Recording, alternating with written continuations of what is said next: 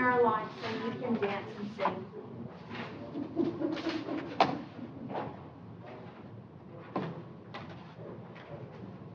I'm so proud of this young man. I served in Tallahassee with him, and he was a young senator. And, Good evening. and you know how long Good ago? evening. Good evening. Alrighty. You know Senator Chris Smith, right? Excuse me? You know Senator Chris Smith, didn't you? Mm-hmm. Did you? When I saw that he opened up a wine store, Oh. and it must be very successful because both of those little boys are big boys now. One of them in law school and the other one in. He's doing well. Mm-hmm. A black man to open up a wine store and do well in Fort Lauderdale, got to be doing good. Huh. Yes, yes, I know him well. Senator Smith. Okay. But all of them need to go on a diet. Alrighty. Wrong thing. Look at that. Oh,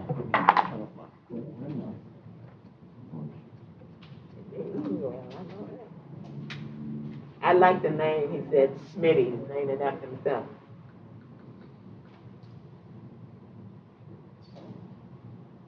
He looks like brothers and sisters. Turn this on.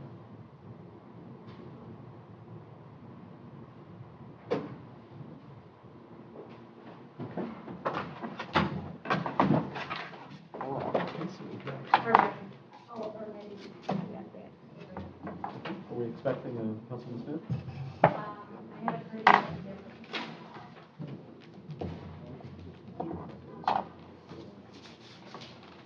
Okay. Oh, it's in a holiday card. Yes, maybe he's green.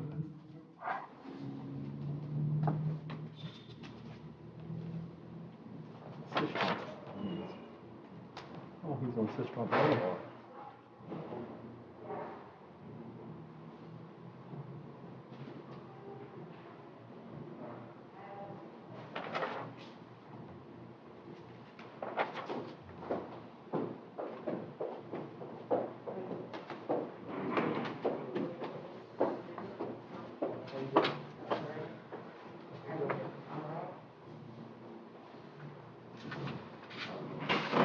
May I also have a Christmas prayer? Excuse me? I have a Christmas prayer. You wanted the invocation? Okay. That's all I was saying. I have one. Okay. Okay, so let's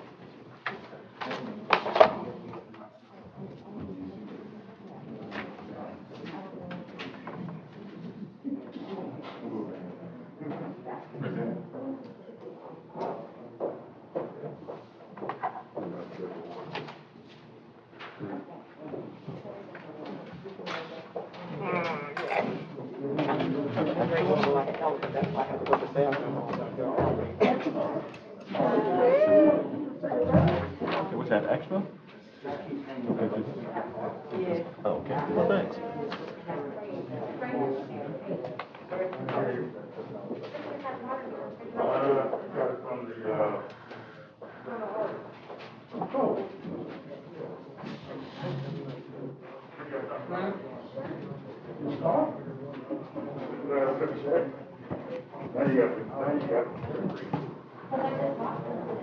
Are you here?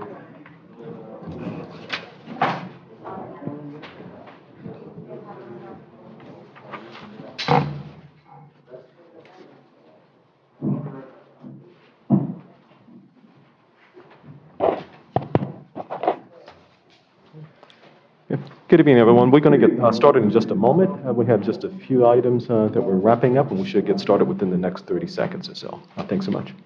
And just while we have this waiting period, if you have your cell phones with you, if you just turn those on vibrate, we would appreciate it. And thanks so much.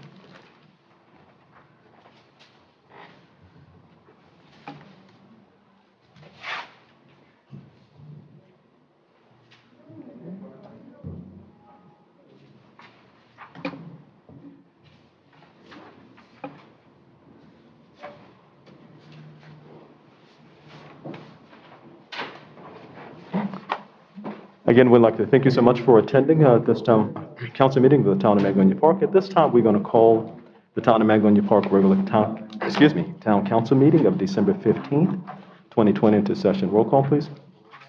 Mayor Alberry. Here. Vice Mayor Johnson via phone. Vice Mayor Johnson.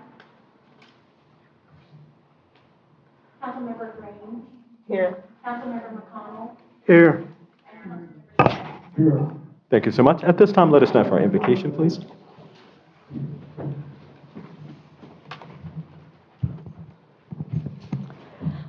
Loving Father, help us to remember the birth of Jesus, that we may share in the song of the angels, the gladness of the shepherds, and the worship of the wise men. Close the door of hate and open the door of love all over the world. Let kindness come from every gift and good desires with every greeting. Deliver us from evil by the blessings which Christ brings, and teach us to be merry with clear hearts. May the Christmas morning make us happy, happy to be with thy children, and Christmas bring to our beds gladness and grateful thoughts, forgiving and forgiven for Christ's sake. Amen. I'll pledge of allegiance.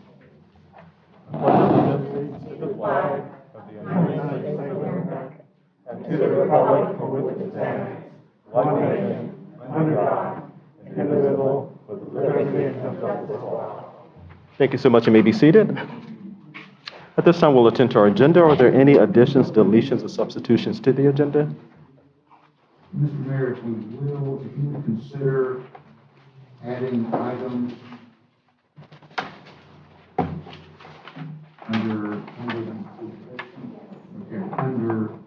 let's add, if we could, item 4A, and that would be a presentation by the Palm Beach County Sheriff's Office for the use of license plate readers.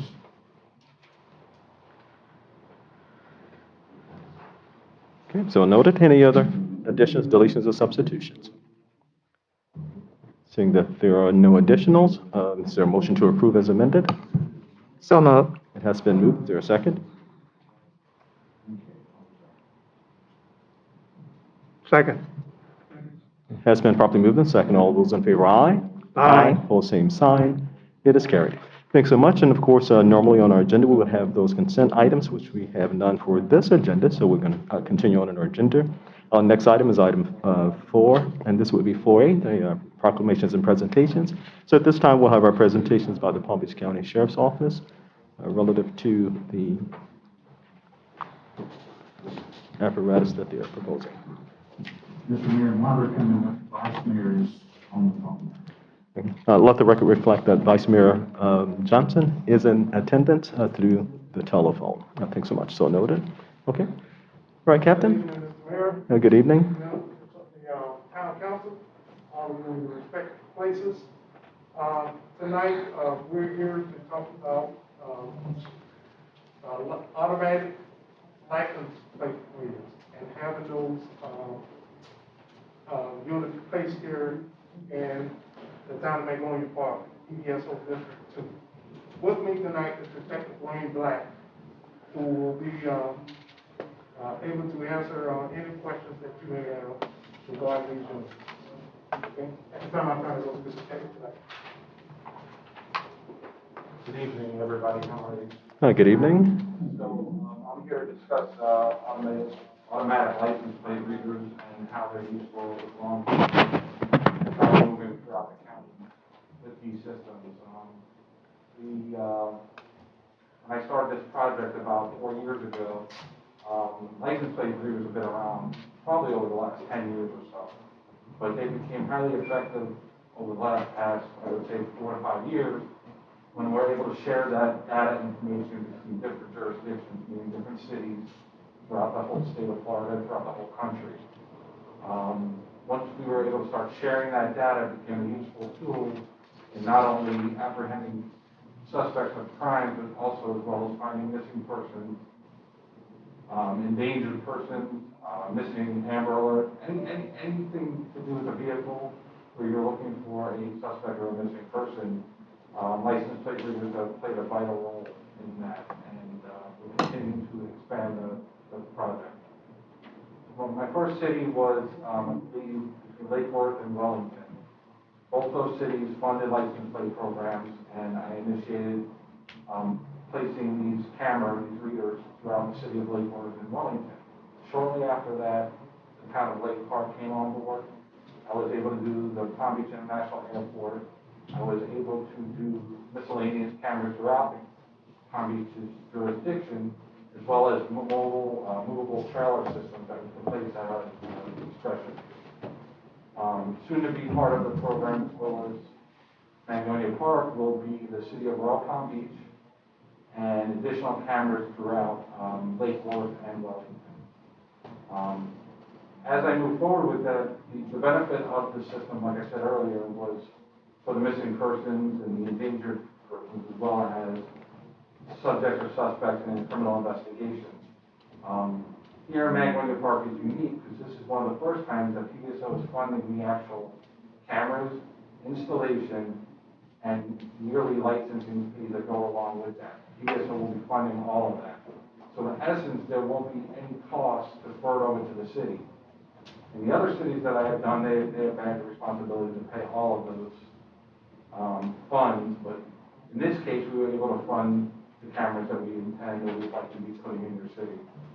The question came up of where we would put these cameras, and we ran into some hurdles, and we located 2 spots that we think that will greatly help us initially to put these cameras. And one being, actually both of them are on city property, which we would think, with your approval, we can go ahead and line up our vendor and their subcontractors to do the work. And again, it's the cost is on the sheriff's office and not the city. Does anybody have any questions on how these machines work or what you intend to get from them as far as? Councilwoman Green, had some questions? Did I hear him say we don't have to pay for them? Oh, Yes, no cost, no cost. The sheriff is paying for the initial round of cameras. In the future, we'll see where it leads us. Again, Lake Park is having great success. Wellington, great success with this. We have pages and pages of success stories with this system. Basically, the camera takes pictures of license plates and able to cross-reference that license plate in a criminal database, meaning FCIC and NCIC, and say it was a missing person or an endangered person and or a stolen vehicle, for instance. That would alert the law enforcement to that, and they would conduct further criminal investigation as it was recovery of the individual. And it's a great asset to us. And as I grow this program throughout the county, it's just yielded some amazing results. So I hope to get the permission to use you guys as another area. Yes, ma'am. could you do one more time? Where would the cameras be? The 2 locations that we have selected would be out here on 45th Street on the south side of the road, so it would be getting traffic going eastbound. And the second location would be on Australian, getting north and southbound traffic. And remember, the city of West Palm Beach is on the same system, and they're just to the south of you on Australian. So you're basically, we have access to West Palm Beach, and we have access to, we have access to West Palm Beach, and we have access to our system. We all share. So every city that is on Vigilant Solutions, which is 98% of the whole state, shares that. Not saying that, I mean, I'm appreciative for anything we get, and we are lucky to have Captain Thomas as we call him our guard. But those 2 sites that you're referencing are really the artillery. They are the most important. And I'm not, just think about it. Those are the 2 most important artillery places, spots, roads, whatever you want to call them in Palm Beach County.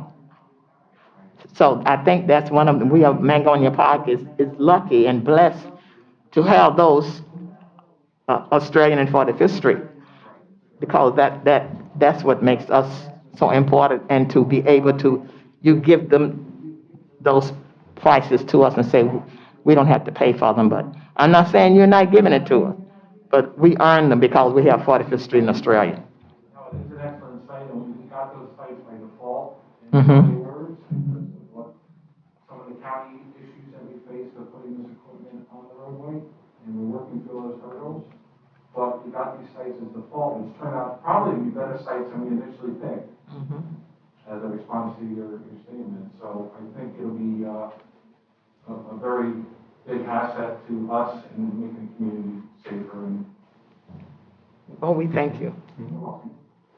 Okay, and Councilman McConnell? You're saying that the Australian camera will pick up north and south, as the intention, Australia. and 45th Street will only pick up one direction? Yes, sir. Yes, sir. And why is that? Due to the location and the restraining, the boundaries that I'm able to put up on the roadway, I have to maintain the cameras in city right away, city property. So for now, until we get permission to go further, I'm able to do it out here along the roadway and catch the eastbound traffic. If I had permission to put it up on the county roadway, potentially we can get a camera system out on the median, and we can use 4 cameras, essentially to catch both ways of traffic. But I'm working with what we have at the moment. We can always grow the system here in Equity Park. This is just a start. We have purchased these cameras and this equipment already. I have the equipment in stock and be ready to install. We can always add to it. Matter of fact, I think we're myself one extra camera that wasn't planned. I'm donating out of stock that I have, so I'm not to say we can't put more in a future date, but this is what we're working with at the moment. Ready? Other council questions? Ready? Just a few. Now, you stated that in terms of just the traffic that you're going to be capturing, it would be the eastbound. That's for the Australian. Now, one of the questions I do have as it relates to the response, what about the response time? You take a picture of the license. It's going to send information to a database. Is there an alert to that particular system that says we've identified somebody that we really need to pay attention to, and will it alert law enforcement and they will respond in real time, or? Yes, I can explain how that works. Okay, so the LPR database is as real time as Florida FCIC and NCIC uploads to that server. So I don't have an exact time frame of when FCIC and NCIC uploads. They pick different times during the day. For instance, if I arrive at a victim's residence and their car was stolen, I take a report and I go ahead and put that into FCIC, NCIC as a stolen vehicle. There is a time delay on that. I don't have an exact number, but as soon as that tag is entered into FCIC, NCIC, it is fed into the Vigilant database. So as soon as that vehicle passes that reader, it alerts law enforcement of that being a stolen vehicle. Now, the deputies in the area, as well as our real-time crime center, has access to real-time alerting. So basically, they'll get an alert and say there's a stolen vehicle or a missing person headed eastbound 45th Street, and the deputies can respond in real time. It gets even further real time than that. Say there's a missing person, elderly or missing person Alzheimer's, and I go to that call. They left in a family vehicle. I can go ahead then enter that tag manually into the system, and it is live from the second I hit submit. So now the individual passes the reader. There is no delay. You have a elderly or endangered person driving a vehicle, that is real time. And we've had several cases that I know about of that being the case. So I like to stress that the tag reader, although it doesn't help us in investigation, the criminal investigation, and suspects, it also helps us save lives in essence. Especially with the readers we have out in State Road 80. People who go out west, otherwise probably would never hear from them again. You know, and It's able to alert us if it is a missing person or Amber Alert, so it does twofold. Protecting the community. But yeah, it's real time as FCIC and CIC allows the update. Okay. And considering that 45th Street, of course, is a main artery here in Palm Beach County, now the decision to place was that because of just the logistics in terms of the placement capturing the east traffic, or was there a traffic study that dictated it be placed in the location you're proposing? So I'm working under the constraints of the Palm Beach County DOT. Okay. And we initially picked other locations that might have provided more coverage for you. But they don't have a plan in place at the moment to grant permits to be able to allow us to mount the LPR equipment within their right of way. Okay, so Something that I hope will be sort itself out in time coming, so we can go ahead and place more readers out there. So really what dictated the placement was the fact we couldn't place it elsewhere. okay, so DOT restrictions. Restrictions, and permitting. And that's why when you're dealing with cities like yourself, and the city of Wellington, and the city of Lake Worth, and the city of Lake Park, they have a little bit more power because they have city jurisdiction with their city. So it allows us to place these readers on city property versus DOT right of way. And that's really what kind of dictated this case and where to put them. So. Okay. Yeah. Any other council questions, sir? Councilman McConnell? Is there a timeline that a timeline that you might put one east and west bound traffic on 45th?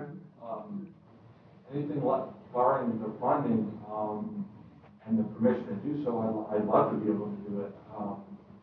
If things change in the legislature and things change in the Palm Beach County's decision to let us place the readers, I'm sure we can discuss how much it would cost and to expand the program. It was a surprise to me that we funded this from the captain. We funded this year. We can definitely look at expanding it, but I'm with my hands kind of tied of where I can actually put these things until we get proper permitting approved. Any other questions or comments? Any other council comments or questions? Okay. I'm saying that this is a public presentation. If there's any comments from the public, we'll be more than happy to entertain those comments or questions as it relates to this item. Okay. Any comments from the public? Okay, seeing that there are none, any additional comments or questions on behalf of council? Okay, any staff input? Mayor, Vice Mayor, and Council, even though this is not an action item, I guess the request tonight is for consideration to use town property for these devices. However we want to handle that, by consensus, or to place it on an upcoming agenda, I think that is the request. Okay, we could address it tonight by way of a consensus if we have that, and then we bring it back at the next meeting for ratification. So we can do that, if that's the pleasure of the council. Okay, so again, since it's not an action item, if it's our pleasure to have the readers installed, then we can do that by way of consensus for tonight. Then at the next scheduled meeting, we'll have it on the agenda to ratify it by way of a vote. Okay. So at this point, Councilwoman Green, you're in favor of the readers? You in favor? Yes. Okay, Councilman Yes. McConnell? Okay, Councilman Smith? Okay, and I am as well. So we do have consensus, so we'll make sure the item is placed on the agenda for the next meeting. Okay, we'll ratify it by way of a vote. Okay, thanks so much, we really appreciate it. Is there anything else additional? No, and if anybody has any questions, then how to get a hold of me, with my captain, and I'll be sure to walk everybody through the process, and look forward to working in your city. Oh, thanks, and we look forward to working with you as well. Okay, and thanks so much, we appreciate it. Okay. Okay, so with that, we'll go on in our agenda. Our next item is item 5, Palm Beach County League of Cities meeting.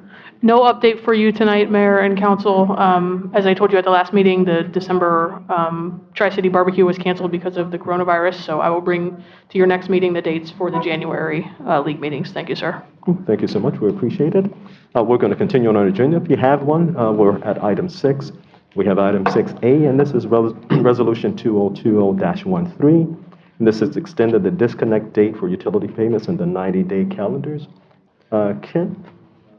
Mayor, Vice Mayor, and Council, I'll let the attorney go over this, but as we were talking about in our one-on-one sessions, staff wanted to come up with a way to allow citizens a little bit more flexibility during this time. I think it had even come up in the council meeting recently, and in regard to disconnecting. So in meeting with all of you, I think it was the idea to allow for customers to carry a bill for 90 days before disconnect. And I'll let the attorney weigh in. Okay, Mary? Sure, thank you, sir. This doesn't need to be read by title, but this is not unlike what you have done in months past because of coronavirus. So I believe there's a draft before you. It will need to be revised very slightly, just to make sure that it's completely accurate. But this is not unlike what you've done before, which is to waive disconnect fees and not disconnect for a certain time period. So it's very similar to what you approved previously. Thank you so much. At this time, is there any questions or comments or recommendations on the part of council as it relates to Resolution 2020-13? Any comments or questions? Yes, say we're gonna give them 90 days. So is that gonna give them the option to come in and pay one more month? Certainly. So that the hookup stays? That way they won't get cut off. They'll just come in and pay 1 month. That'll give them another, what, 60 days?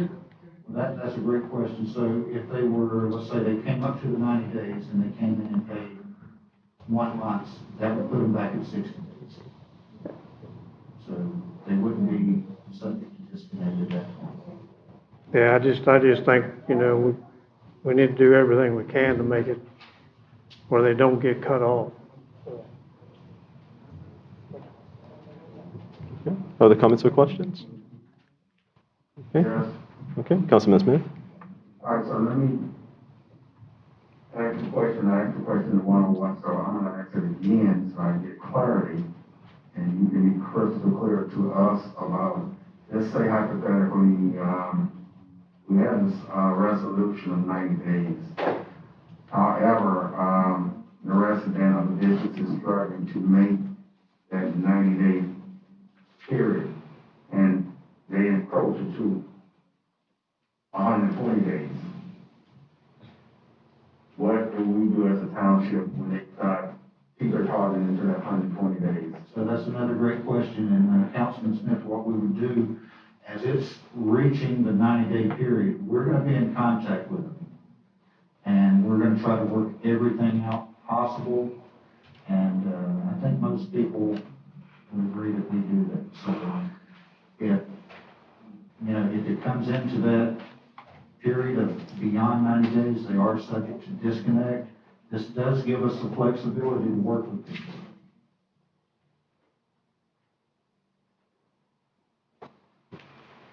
And certainly council has the ability to put language in this that you would rather see.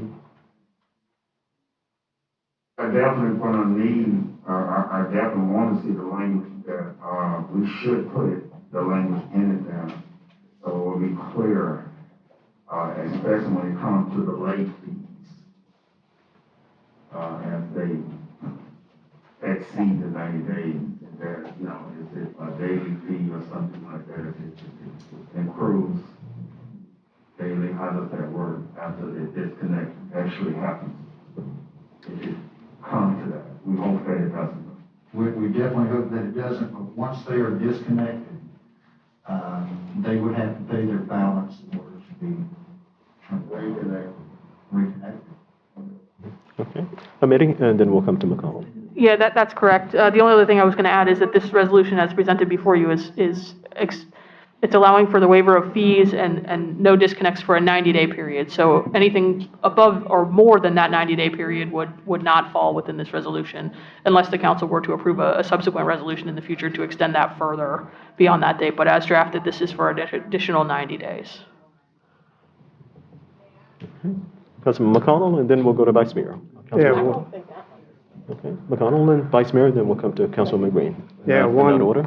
We'll come to her, McConnell, and then Vice Mayor. Vice Mayor, go ahead. Yes, I just wanted to find out, do we have residents right now that are already beyond that 90-day timeframe, bills past due? The question was, do we have residents or businesses already that are at that 90 days? None that I'm aware of. We have some that are approaching the 60-day mark. I'm not aware of anyone that's at 90 days. Okay, Councilman McConnell, and then Councilwoman Green. When does the red tag come in? I mean, where you put the red tag up at 90 days? We talked about the red tag.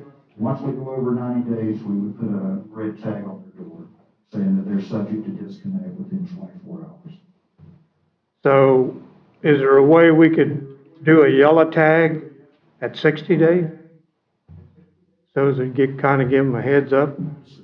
So what happens is, Councilman McConnell, what we do when they get past the bill goes out the first week of the month. Typically by the first or second, everyone receives their bill. The bill is due on the 15th. When it becomes late is on the 22nd of each month. It's considered late. We mail out a letter then notifying customers that your bill is now late and we're imposing a $30 late fee on top of that, and that you're subject to disconnect 7 days after that. Now, we'll still mail out those letters. We'll just change the language a little bit, but yes, at 30, 60 days, we can send out more notices. And like I said, we're pretty much in constant contact with people to help them out. I just, I want them to have every opportunity, to pay their bill. And maybe a yellow tag might pop out at them instead of a letter, the yellow tag in the letter. They may read that, they may just discard the letter. Okay. Anything else? Okay, Councilwoman Green. I'm just playing devil's advocate, Mr. Mayor. And I don't know about all residents, but I just want to make sure the residents understand because I don't. Now, you just said if they are behind $60, Councilman McConnell, and you said they get a notice, the yellow tag or whatever, and $30 goes all onto that 60, right? Is that what you said? Whatever their bill is. McConnell was saying after 60 days, but typically what happens, When does the 30, you just mentioned the $30 goes in when they are late. Tell me again when that 30, typically that happens on the 22nd of each month. They get their bill the first week of the month. It's due on the 15th, mm-hmm. and then the late fee is imposed on the 22nd. And that late fee is $30. Yes, ma'am. Now explain to me then where that 100, the question Councilman Smith asked about the 120, that's where I was completely lost. He was asking, once it goes over 90 days, what happens? He said a 120 day. Mhm. Well, either over 90 or getting up close to 120 days. But really, after 90 days is when they hit a danger point. See, maybe it's just me. That's why I wish the virus is impacting it also. Because we're sitting here talking about 60 and 90 and 120. And I hope that our residents are not confused. And I hope they understand what we are talking about and what we are doing. Because when you're talking about water, you're talking about life support. And I'm just I guess I'm just dumb. Because you lost me after Councilman Smith's question. And I hope we are not losing our residents. That's all I have to say. I hope they do understand what we are saying up here. And then when we turn their water off, then they say, well, we didn't understand it. Mr. Mayor. That's my only concern. So the ask from staff tonight is to adopt a resolution that would allow up to 90 days before someone is subject to disconnect. Now, that's the ask from staff. Council can add to that or take away, but the ask from staff is the 90-day period. Well, may I just say something, meaning no disrespect to the council? Until we started this council meeting, Mr. Mayor, I was comfortable with everything and happy with the way we were treating them. But now we're sitting up here adding more variables, more 120, what is this and what is that? And what they have understood us to do thus far. They know, Mr. Mayor, we're helping them. But if we're gonna sit up here now and add more stuff until this, then it's like starting all over again. I just don't want to see them confused. We don't need to be throwing anything in there. Why couldn't we just come in and do what this agenda is saying instead of coming in and throwing more stuff into it that's going to confuse people, and we don't need any confusion anymore than that virus is already Okay, Councilman Smith? Okay, I want just to clear one thing up. When I asked the question, that was a hypothetical.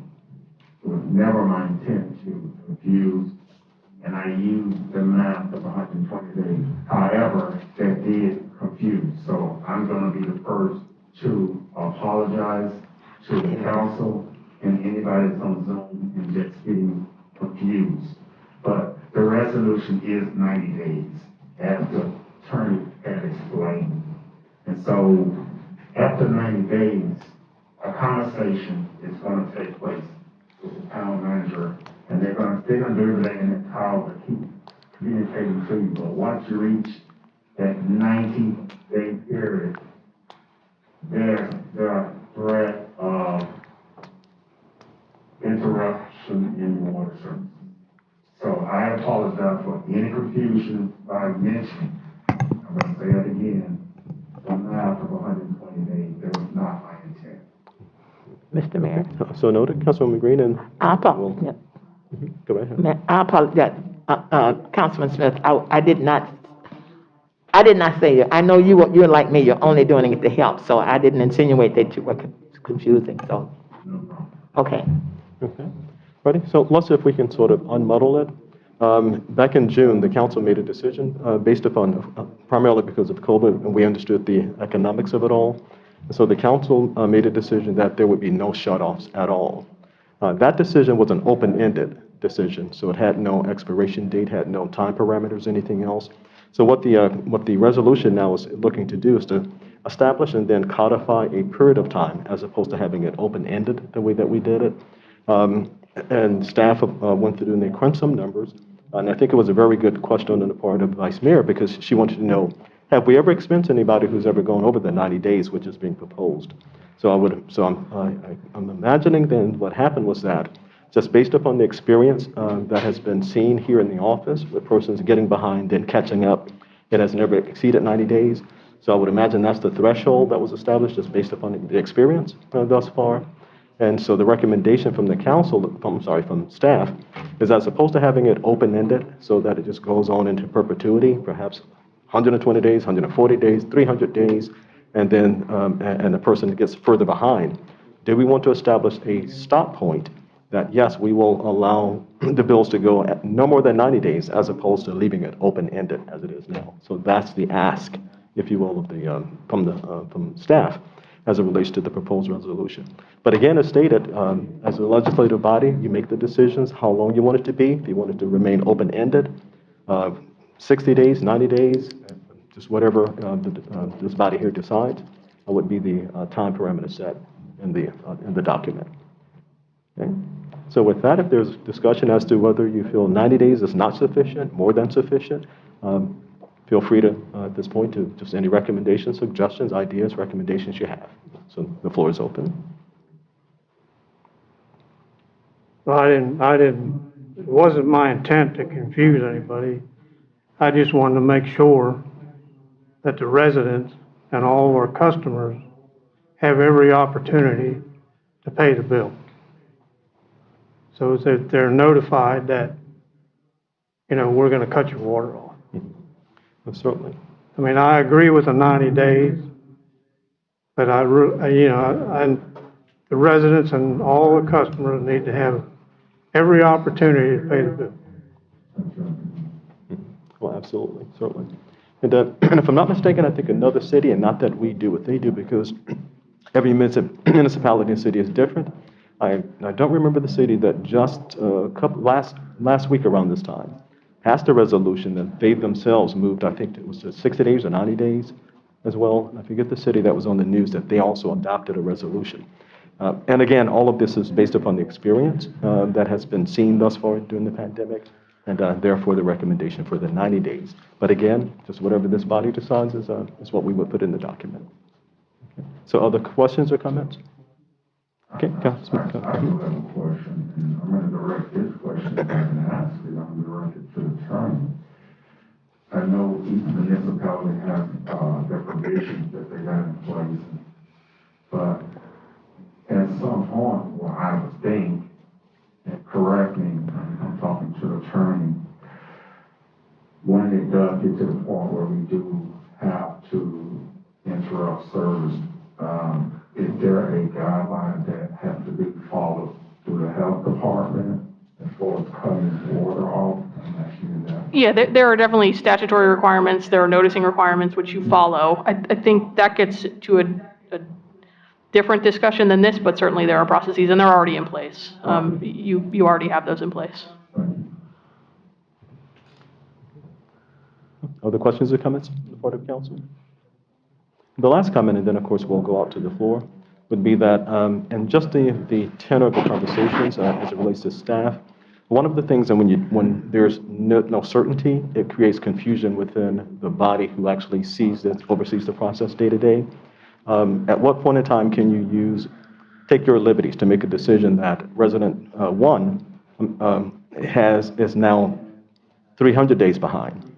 Resident 4 is now 60 days behind, and if there is no guidance for staff, then what we're doing is we're basically invoking them, make a decision, and those decisions are case by case by case, and they may be inconsistent. And so whatever we decide here, whether we're going to change that period of time, gives to them some consistency so that they know that when we get to this point, these are the rules that we have to follow.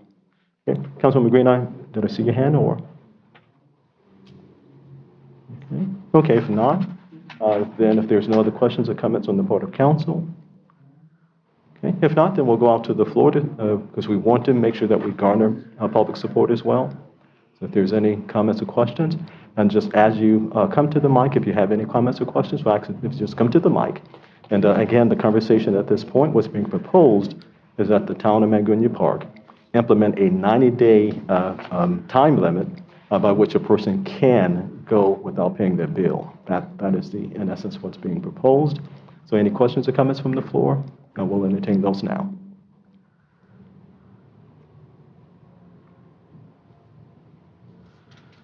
Okay. And we'll give a 40-second delay. If there's any resident who's attending by way of Zoom, we'll give you an opportunity to speak to this matter as well. And for those who are in attendance, there is a 40-second delay as it relates to our YouTube channel. So we'll allow that time to take place, and if there's no comments, then we'll come back to the dais.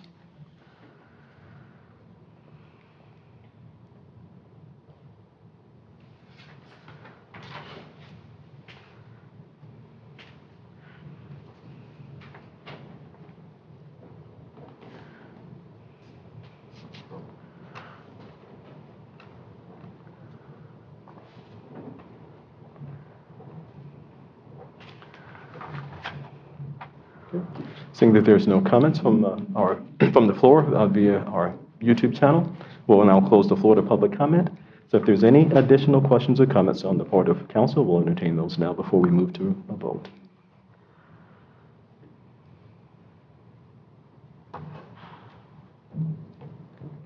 Seeing that there's no additional comments, and we do have the Vice Mayor by way of phone.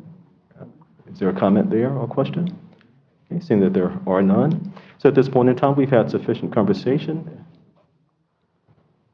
Okay, that being said, at this point in time, we have before us a resolution number 2020-13, And we have had conversation regarding it.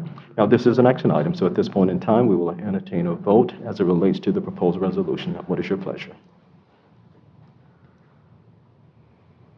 I'll make a motion that we approve resolution number 2020-13. Motion has been made. Is there a second? Second. Has been properly moved and seconded. Are there any additional questions on the motion? Seeing that there are none, roll call, please. Councilmember Green, Yes.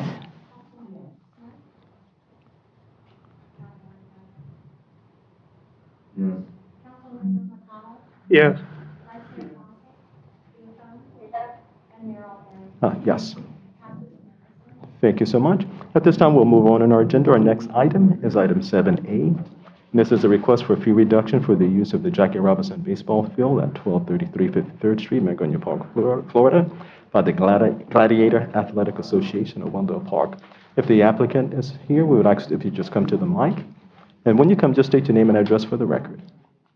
And bear with us, it's difficult speaking through masks, so just bear with us.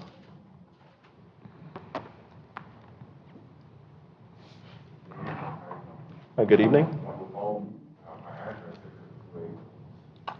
66288 Dragon Way. Okay, you may proceed. I spoke to Ken about, sorry about that. I spoke with Ken about the usage of the baseball field, that baseball field, for youth sports program. It'll be primarily football, tackle football is that. We're basically a nonprofit organization that is very competitive. And we're asking to utilize your field, but we're not only asking that, we're asking to get a fee reduction for the cost that Ken and I discussed. I don't know if you know represent with you guys as far as the cost and what we're asking for, but our hope is that, that will be approved. Our goal is to work with kids in Magnolia Park, but not only Magnolia Park, but surrounding areas as well. And we've been doing it for a long time, and we feel it's time to do something on our own that's a little more competitive and a little more exciting for the kids. So we need you guys' help too. The costs are a nice amount, and we're not profit. We don't make signs. Part of what we do, we've always spent our own money to finance everything. So for us to spend our own money for the pads, the equipment, everything like that, and then have to pay the cost of the field maintenance fees, the field itself, the lights for the field. I don't want to say it's not possible to be done, but it'll be extremely hard to do it. So that's why I'm here tonight. That's why we're here tonight, to ask you guys for a little help. Okay. Thank you so much. Just before questions, Ken have something to add, and then we'll get to Councilman Green. Mayor, Vice Mayor, and Council, just to add to what Coach Wendell said.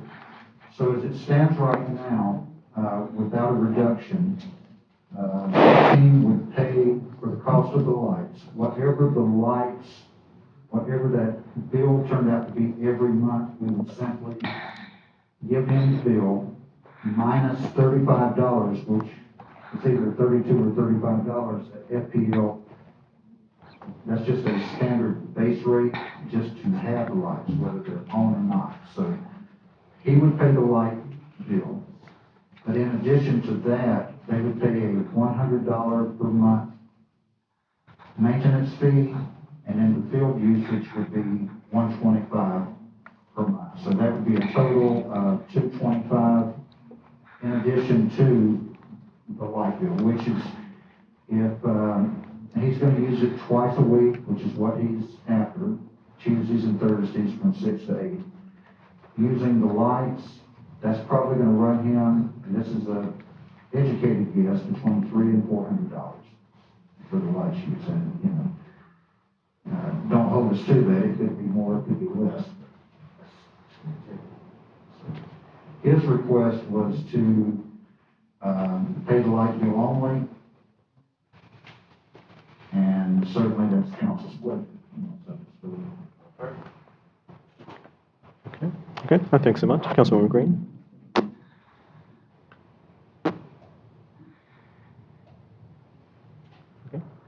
Oh, thank you, Mr. Mayor. Sir, what did you say your name? I didn't hear it. How many young men do you have in your program, and who is working with you?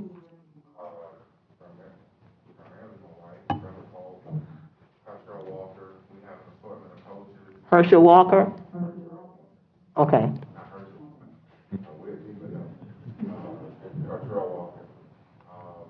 honestly, it's us three that actually starting the program.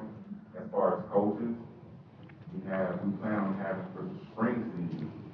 I didn't hear you. I was asking how many young men do you have in your program presently now? Right now, we have for the spring season about 50 kids. Okay, and they're the surrounding area. Could you just give me an estimate of what municipalities you have a young man from? How do you get your funding? How are you getting your money? Working really hard. Donations. Us, primarily. My wife and I, our other coach, the other coaches. Pretty much how we get our funding every time we do this. Beg your pardon? That's how we get our funding each time we do this. The kids fundraise, and then we put in the difference of what we need to do. So it's primarily us that do the funding. We don't have businesses donating. We don't have a city backing us. It's just us. It's just what we do. Well, have you spoken to anyone to help you or to teach you how to go and get those government agencies that have pools of money that can help your program? Absolutely. Absolutely what? We have spoken to several people. Now we know we can get grants because we're just like in the process. That's what I wanted to hear you say. Now that you know you can get grants, so you know that you are going to get someone to help you write grants for your program. That's what I wanted to hear you say. I'm not putting me on the spot. You came at an appropriate time. I think your representative is sitting here. I hope so anyway. That's a good start. And there was one other question, but I'll wait. I'll wait till then. All right. Other council comments or questions? I'm just going to ask one specific question, just similar to what Commissioner Green just said, but you said you tried and you now kind of got educated that there's grants out there. Can you add maybe on who you tried to talk to and for sponsorship, stuff like that, have you kind of went that avenue? Well, the person directly was the gentleman, I'm sorry. Go ahead. A gentleman named Michael Bird. That's right. Go ahead, sir. He ran a program in the East Point Wildcats, so he's familiar with the 501c3, how to ask for grants, how to write up for grants, how to do everything to start a youth program. So he's actually very, very knowledgeable about this. He's been doing this for the last 10, 15 years. So he's helping out tremendously with that. Okay, and my next question, I always ask, first and foremost, what you're doing with kids, I didn't ask the ages, it's important. But what's your passion? Why do you do this? Why do you want to do this? And I think you want to tell me. You said I don't. Say that what's your passion? Why do you do this? Because I grew up like them. And I understand their anger, their frustration, why they get in trouble in school, why they're frustrated at home, why when there's nothing to do, you're gonna find something to do. And it's not always going to be good. So if you don't have positive leadership or role models or mentors or someone to look up to that actually help, you're gonna find trouble because that's nothing to do. So for the kids in the area, Magnolia Park, Virginia area, year round, not periodically, but year round, they will actually find something to do. And it's not gonna be positive all the time. So that's our passion, that's my passion in particular. I grew up on 22nd and Spruce in Pleasant City. So, we had our issues about understanding these kids, and that's truthfully why we help and why we do what we do. We are to be the main star, like that's on the mission, and, That's right. so, don't know we can get some grant going, appreciate, what you're doing. Okay. Other questions? Councilwoman Green? I'd just like to give him one other suggestion. Have you ever heard of the Palm Beach County Caucus of Black Elected Officials? Okay, the reason I asked that, you mentioned someone is going to help you do grants, and I am not a grant writer, but I just, whoever is going to say they're going to help you get grants, whoever that person, he or she is, I hope they're going to do it for nothing. But if they want to charge you, let their fee based on how much money they're going to acquire from whatever agencies, based on how much money they're going to get to you. Did I make sense? Thank you. But anyway, the Palm Beach County Caucus of Black Elected Officials, whoever that grant writer should be aware of them, but I know they have some money and they aren't doing anything with it, so go to them first. Okay. Other questions or comments on the part of council? Your mayor belongs to that organization too. So, any other questions or comments on the part of council? Need to ask the manager, what was your best guess a month they would be paying? Between Total? 300 and 400, that's on the lights. That's on the lights alone. Okay, it'd be 300 or 400 on the light. So what other fee do they got to pay to run to use the field? Yeah, so, good question, Councilman McConnell. So, as I was explaining to our coach here, previously, we haven't had in recent years, we haven't had good luck in allowing people to use the field. And because of that, last year, November of 19, we came to council with a proposal for a set of fees. And the fees included the user pays for the lights, and then in addition, there would be a $100 per month maintenance fee, and there would be a $125 per month usage fee. And that allowed to 2 nights a week, and some time on the weekend that didn't involve the lights. So that's how we came up with that. So it'd be a total of 525, is it? That's a pretty good estimate, yes. The other question I got for the gentleman is, are you looking for help to get started, or are you looking for help in the long haul? From what I understand, you're getting into the grants and other ways to raise money. Truthfully, So, that would, the grants, once we start with those, that's pretty much gonna be a perpetual thing that we're gonna apply for the year, because that's gonna help with the equipment, the pads, the helmets, the uniform, the reduction of fees for the kids, because the goal is to get them as close to zero as possible. We can't do that if we don't have money. So, if we can do that, we can offset the cost, and that's our goal, or that's our long-term goal.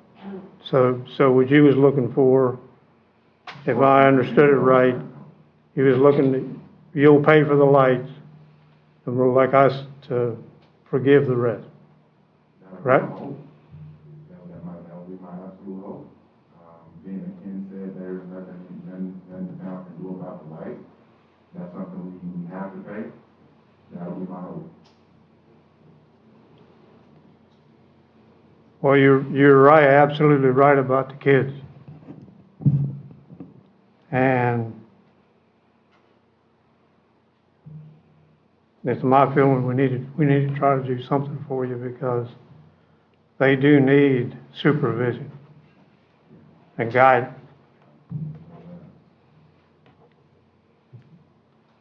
Other questions or comments? Okay. Just a few things here. Now, you are a 501(c), so you have that designation already. Okay. It should be, it was filed 3 weeks ago, so that should be coming in anytime soon. So, when I say this is all new, It's new. we've been coaching and mentoring since I'm 40, so I was 19, since my life has been like this, but doing our own thing and creating our own organization, that's new. That's new as can be. Okay. Well, certainly, and you're to be commended for it. One of the things, of course, we know that sports and what it does in our society, there's nothing I can think of in terms of just sole source organizations that bring about the type of discipline and the structure that a lot of our kids are missing. So I applaud you for it and the dedication. I do. What we want to do is just make sure that you enter into it with all of the information, so therefore the questions, suggestions, and so forth. Now, at this point, you're stating that you have about 40 to 50 kids. What's the age range? Is this Pop Warner, or what's the age range? 8 to 14, so our plan is to have an 8U, a 10U, and a 14U for the spring season. Okay. And this is spring 8-on-8 tackle football. 8-on-8, okay. With spring, we're utilizing the field for a practice area. We actually travel with the kids pretty much as far as the west coast of Florida, mid Florida. Like, it's an actual travel team. Where we're traveling.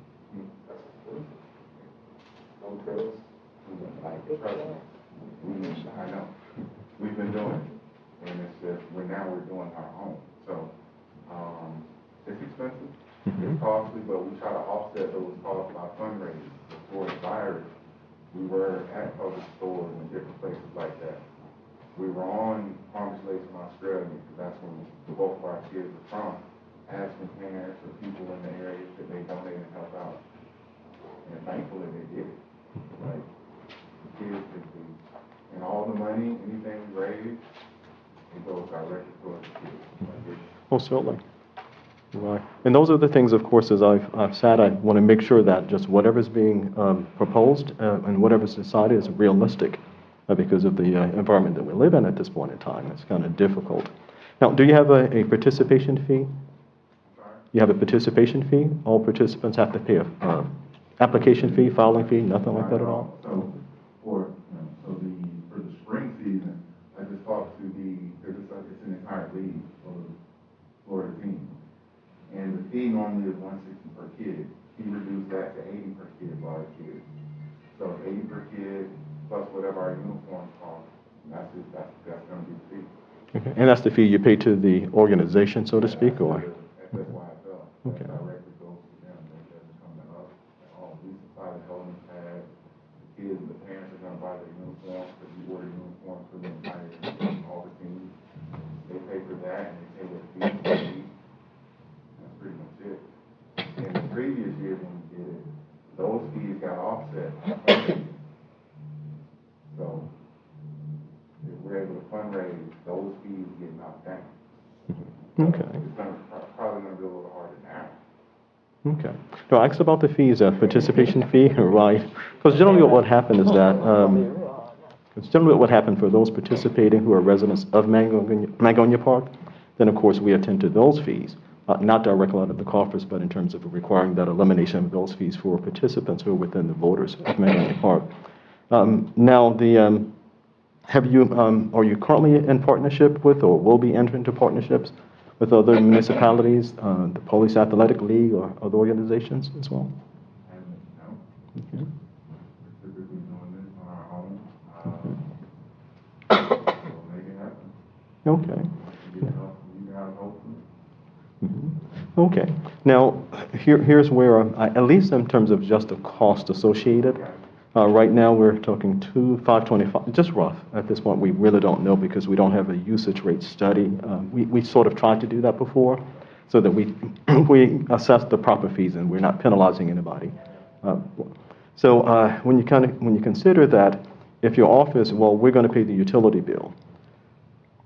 If others are using the lights as well, it would be hard to segregate that, right? And it could be less than 525, it could be more than 525. So historically, what we've done to try and be fair and equitable with everyone who comes before us is to establish a fee schedule, so that fee schedule is in place based upon our experiences. And as we go along, we sort of build on those experiences and make adjustments.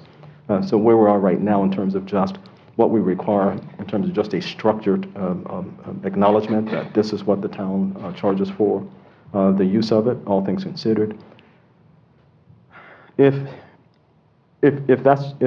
your ask right now is, well, just let me pay the utility bill plus maintenance, would there be an expectation on your part that the town say, hey, listen, this is not all of ours. Someone else has been using the lights and we don't think it's fair that we do it, or is your understanding, just give me the bill and I'll pay the bill every month? My understanding, correct me if I'm wrong, is we be the only association that has access to the light. So now, if you're telling me someone else has access, I mean, I have no clue how that works. So if we have access to the lights and we're turning it on when we come and we're turning it off when we leave, and no one else has access other than obviously the city, then yes, that's what I'm saying. We have to pay for that bill. But if there's someone else that has access to that light, and I don't know, like how would I know? You know what I mean? Like I have no clue. Correct. So that was my understanding speaking with Ken, that probably would be the best course of action. Like we have access to the light and we be the only ones for that period. Right. Now, at this point, the only known entity using it, we're getting into baseball season, and let's just say, and we're all praying and hoping that the pandemic just goes away, right? And so we have had requests in the past for baseball and others that have utilized it. And if we're in a situation where it's safe to go back outside, so to speak, and others come before us, then what we'd be looking at, for instance, they come in and put an request, well, yeah, we see that you have somebody Tuesday and Thursday. We like Mondays and Fridays. And now they're utilizing, now we're going to charge them as well, right? And it may just be the fees that we have set in place, but because, and there's a hypothetical, of course, but then of course the utility bill at that point is going to be higher than just what you're using. So that's why I wanted to be very clear that if your position is, just give me the bill, we're going to pay the bill, we don't need to segregate the charges, who did what and all of that, that's what we're understanding at this point. Okay, wanted to be clear. Okay, just wanted to be clear. Okay. So my understanding is if we're using it, we're paying for it. Mm-hmm. If someone else has the ability to use it and they use it, they're paying for it. They're paying for their portion. Now, I don't know how you allocate that portion. That's going to be probably impossible to do. Mm-hmm. So that I don't know. I actually didn't even think about that. But that's a good point. I have no clue, but that is not my position. That we're paying for other people to use it. I definitely agree. But therein lies the reason why I took you through the exercise, that if indeed there's other usage and your position is, we'll just pay the bill, it could be complicated in that others may use it. At this point, as we speak, there's no one else. But that's not to say that there won't be, and we just need to make sure that we have a firm understanding at this point. Whatever decision we make is that decision. Okay, so we're looking at 525, and one of the other things too, just for the record, and again, as everyone here, and I think we're all in consensus, we want to assist because we applaud what you're doing, but we also want to be consistent so that if someone else comes and asks for some relief, can we now do the same thing because we've set a precedent? Okay, so with that, if we could just go back to the numbers again. I have it here, but just for the record again, and then we'll come right back to the applicant. Okay, so the request is to use the field Tuesday nights, Thursday nights, and Saturday mornings at a rate just to pay for the lights. Now let me explain the lights a little bit, and this is the conversation that we had. Typically, we don't have multiple users. And if that were to be the case, then we would have to come back to council and say, okay, here's the scenario.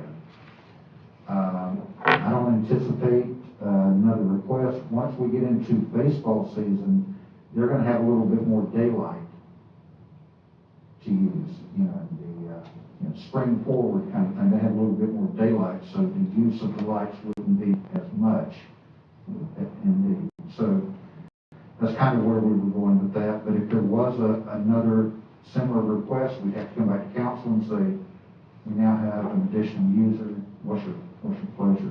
But historically, we're not going to have multiple users. Not in the last 5 years anyway. Typically, we'll have one team per season that requests a field. And really, we have the ability to say tonight or whatever that we would just allow this group to use it. They've made the request, no one else has, so that would be totally up to you. Okay, definitely understood. One of the things, and of course, in terms of just building from history, when we didn't have a community center, of course, we didn't have one. Then once we got one, we're at the point before COVID where we were just almost double booking. And the reason for that, of course, is that Mangonia Park is always amenable to assisting and working. And so when word gets out in the street that, much like it did with the community center and the park, that Mangonia Park has the best rates, things begin to happen that hasn't happened historically. And so for me, I always try and look at the whole waterfront. What are some possibilities? So you build for any eventualities so that there's no surprises should something come up. Okay. Certainly. So with that, then we're looking, was it $525? The total per month? That's right, and that includes the lights. Okay. Now, is that minus the 35 or inclusive of? Minus the 32 or 35, I have to be specific. I think it is 35. Okay. Just a point of clarity. So the proposal would be to back out the 35 from the 525? Correct.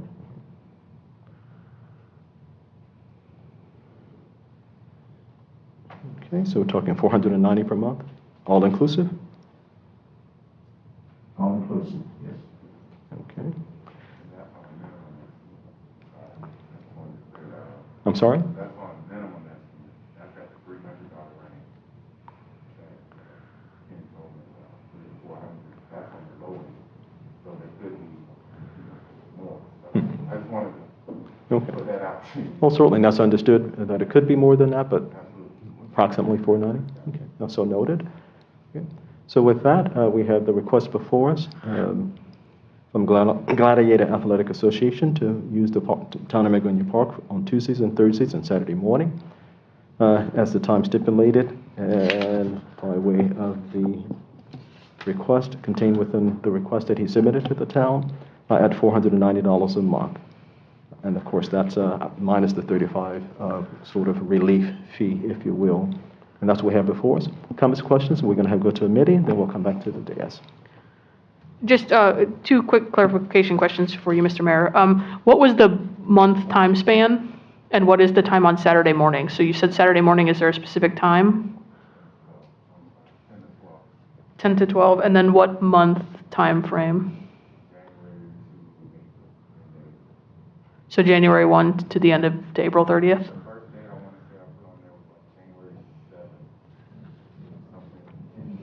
January 5th was the first Tuesday of the month. So January 5th, which I believe was August, April 3rd, if I'm not mistaken, that's the Thursday.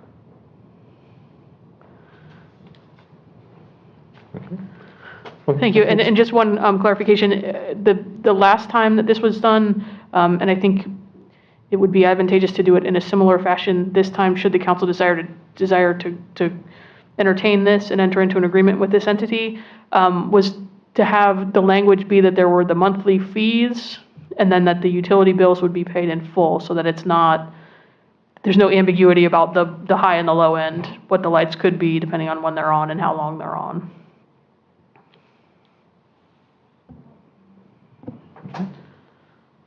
Thank you so much. We have it here to conclude. And I think, Mr. Mayor, if I may, I think the coach's ask is to waive that maintenance and usage fee. To back that out, if we're going to use the 490, back out the $225 from that. Correct. So then it would just be strictly payment of the utility bill minus the $35. And Mr. Mayor, as I always recommend to this council, and as you typically do, there is a rental agreement which has the hold harmless and indemnification language. It would specify the times and the dates, the rates. It would require insurance to be provided because there is an activity occurring that does need to allow for insurance. But it's your standard rental agreement. Okay, thank you so much. Now, just a point of clarification, Ken. You just made mention of $200 and something. So yes, sir. So what we passed last year was the payment for the lights, whatever it was. And aside from that would be a $100 monthly maintenance fee and a $125 usage fee monthly. So in addition to the lights, the user would have $225 to pay to the town. So that I'm clear, $225 is not at this time being asked to be removed from the 490 as well. Honestly, that's the act. That's the reason, that's the act. That's the reason I'm trying to. Okay. Okay, so that we're clear, then what the actual request is for $265 a month, if I'm understanding correctly? Yeah. Okay, council comments, questions?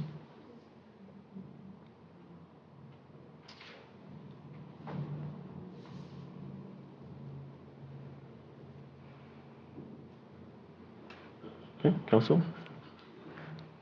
The request at this point is for, to use the field for $265 a month. Can I just make one, I just want to make sure I understand. Where is the 265 coming from? Isn't it just the utility bill, whatever the monthly utility bill, that's what, is that correct, Manager Metcalf? I'm sorry, 225, not 265. The 225 would be the $100 that we normally charge per month, and the 125 usage fee for a total of 225. So the request now is that in addition to the number that we have now is to back out the $225. So all they would, that's what I was understanding. So I just want to make sure I was understanding correctly, that all they would be paying is the utility bill per month minus the $35. Yeah. So his request is $265 a month. Of course, it could be more if the utility bill is $800, but as a starting point, the minimum 265 is what the request is. So at that point, questions, comments, Council? Councilman Green? Mr. Mayor, are you saying that what he's requesting now, it came down to the bill would be $260-some a month?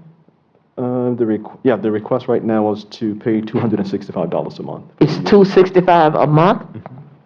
Oh, man, you should find it. No. Okay, let's start again. We're at 490, correct? I don't know where that figure is. So, Okay. the figure came from $100 maintenance fee, $125 for the field, $225 of that. Ken gave the estimate of $300 to $400 for the light, so we went with the lower end of $300, totaling $525. We're backing out $35 from that $525. We're at $490. Yes. At that $490, I'm requesting hopefully we can back out the $225 of $490 of the field fee and the maintenance fee, making the total. Honestly, I shouldn't even say that's the total of $265. It's more the total of whatever the light bill is going to be. Okay. Can't place a number on it. Sorry. Just. The request really should be to reduce to waive the $125 fee, to waive the $100 fee, and to waive the base rate fee, and everything else. That's all that's requested to do. There should be no dollar figure because those lights are very expensive to run when you start to burn them, and only one user is allowed, like the town manager said earlier, and you don't know what FPL is going to charge for those lights.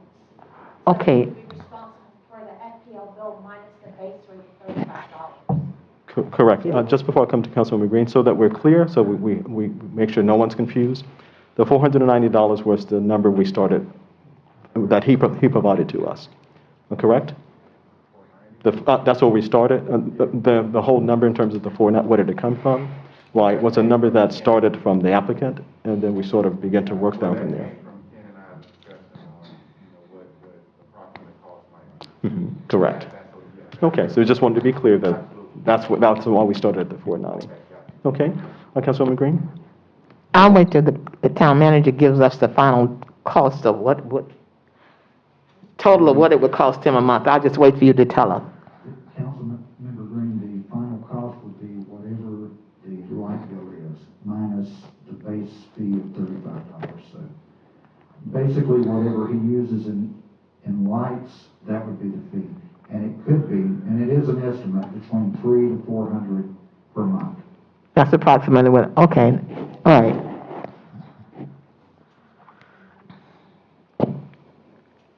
So basically, all we're doing, he wants us to forgive the 100 and the 125 and the 35. So let's do this so that it's really clear, and we'll come to Vice Mayor. Let's be really clear. What you're hoping is that in terms of just a monthly fee, that it be no more than, and give us a number. Well,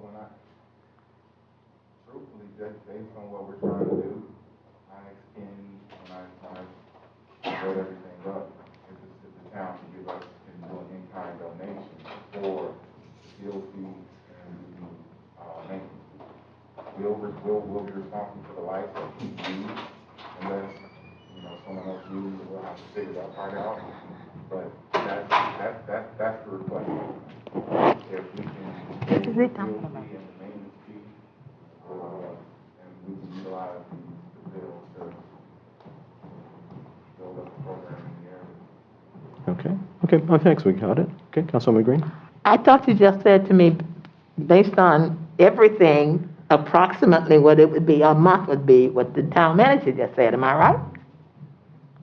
Based on everything, the way that it sits by now, Mm-hmm. per the fee schedule, he would pay for the lights, whatever that is, $300 to $400 monthly. Mm-hmm. And we would charge a $100 fee for maintenance and a $125 usage fee. That's the way it sits now. His request, and he can correct me, is to eliminate the $100 maintenance fee and $125 usage fee, leaving him only with the light bill, which again could be between $300 to $400. So, in the end, all he would be paying would be approximately, $300 to $400 approximately. thank you. You heard that, right? That's a good deal. Okay. Okay. Okay. Again, I wanted to ask them a question about the field. I know that young people playing on grass, turf, whatever, there's likely to be some kind of damage. And the reason why we have the maintenance fee is to make sure that the field is properly maintained. Who would be responsible for maintaining if there is no fee being charged to have a maintenance work being done?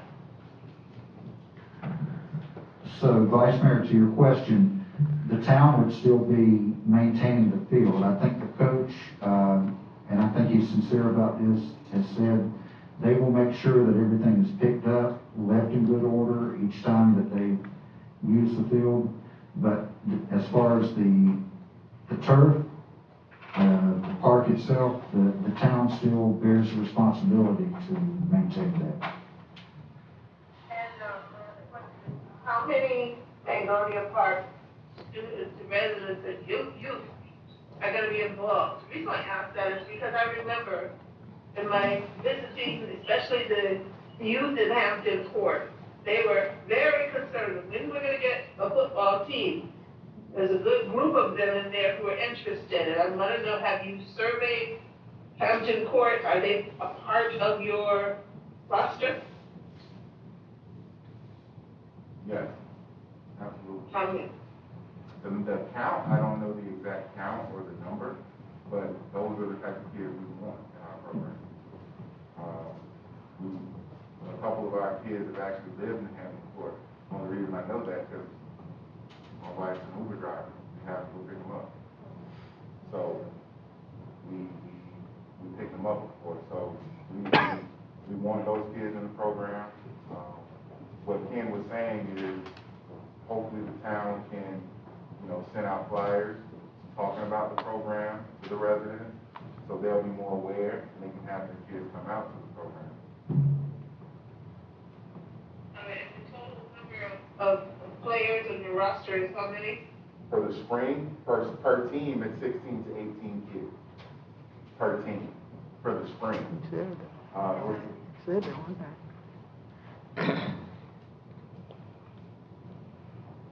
How many teams you said? Three.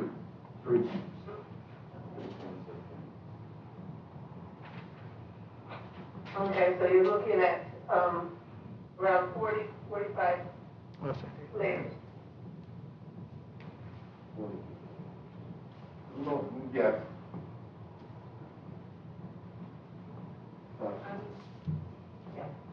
Definitely hope that there's a good percentage of those that we can make up your part, especially if we're taking care of the maintenance.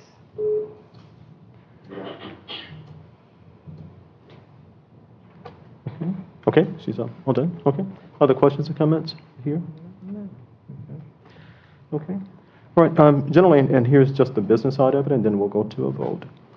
Generally, what happens when we get a request before us from outside entities, that would be residents outside of the town of Magonia Park, we would generally assess a rate that we would ask that the person reimburse the town for at a rate that does not cost us to provide a service, which is only the right thing to do. And admittedly, in this situation, it's difficult to determine what cost we would bear if the light bill only is being paid and then there's resurfacing of the side, so to speak. I'm just speaking sort of ancillary at this point. Other things, just based upon experiences, is not to assume that you would do the same thing where the field is left in such a state where there's everything, so that maintenance crews have to go out every day and pick up after them and so forth, which costs the town money because now we're paying hourly fees and so forth. So again, I admit it's difficult to assess a number because we don't know what the usage is going to be. Therefore, generally what happens is that deposits are normally required, maintenance fees are required, so that you ensure that it's not costing the town to provide the service for entities outside of the town. So what we have to consider here would be whether or not just paying the utility bill minus $35, minus the $35 would be sufficient to bear the cost of what it's going what it would be in order to have the team there. So that would be the consideration here, but so we'll at this point in time see if there's any additional conversations, and then we'll go from there. Whether or not to assess the maintenance fee to the utility bill plus the maintenance fee, or just your request, and that being just the lights only. So at this point, council. Okay, I think we had full discussion. And if so, motion, please.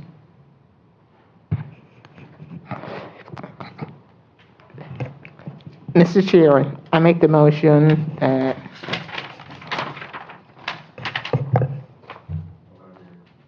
the request for fee reduction for the use of the Jackie Robinson baseball field for the Gladiator Athletic Association be approved. I guess my motion right. So that the motion is clear, so that the fee would be. Did I leave something out? Yes, in terms of what we're looking to look in terms of just the reimbursement to the town. So would the agreement be that just the lights only, lights plus maintenance? What if you can include something that sort of cues us? I have no idea what you said. Okay. Roddy? Okay, Mr. McConnell, make the motion, please. I rescind my motion, please.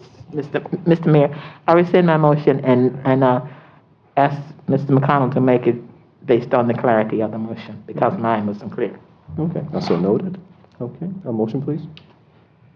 I'll make the motion with the request for a reduction fee for the use of the Jackie Robinson baseball field for the Gladiators Athletic Association for the lights only. Okay. Motion has been made. Is there a second to that motion? A second. Motion has been made and properly seconded that approval be given to the Gladiators for the use of Athletic Association for the use of the town of Magnolia Park field at a reimbursement to be that of the utility bill. Okay, any questions on the motion? Seeing that there's no question on the motions, roll call, please. Councilmember Fleming, Yes. Councilmember McConnell, Yes. Councilmember Smith, Vice Mayor Johnson via telephone.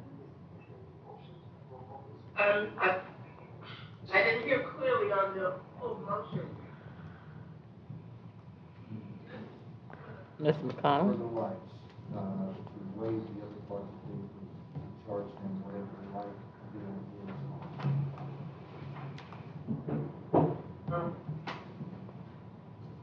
Okay. Vice Mayor Johnson via telephone. I would recommend a reduction on the maintenance, but not a total waiver on the maintenance. No. So that would be a no. And Mayor Albright, Yes. are we clear on your vote as nay? Yes. And passes 4-1? Okay. All right, thank you so much. Well, we appreciate it. We'll look forward to partnering with you for this coming year. Thanks so much. Okay, you're great. You guys have a great evening. Feel free to stay with us throughout the course of the meeting. And okay, thanks. We appreciate it. And the town manager will get with you in the morning for all the details. In a meeting, you'll have all of the agreements and everything. And it is understood by the applicant in terms of the indemnification, so we're held harmless, and that all will be in the Yes, sir. agreement. The agreement will be provided to the manager in the morning, and it can be provided to the requester. Okay, thanks so much. At this time, we'll continue on in our agenda. Our next item is item 7B, and this is a request for the consideration of a lease agreement between the town of Magnolia Park and State Representative Amari Hardy for the exterior offices at Town Hall effective with the year to 2021. And the applicant is here, so if you would just state your name and address for the record, please. Yes, Amari Hardy, 2181 North Australia. Okay, thank you so much, and we do have your request before us, so at this point, we'll give you the floor. Sure.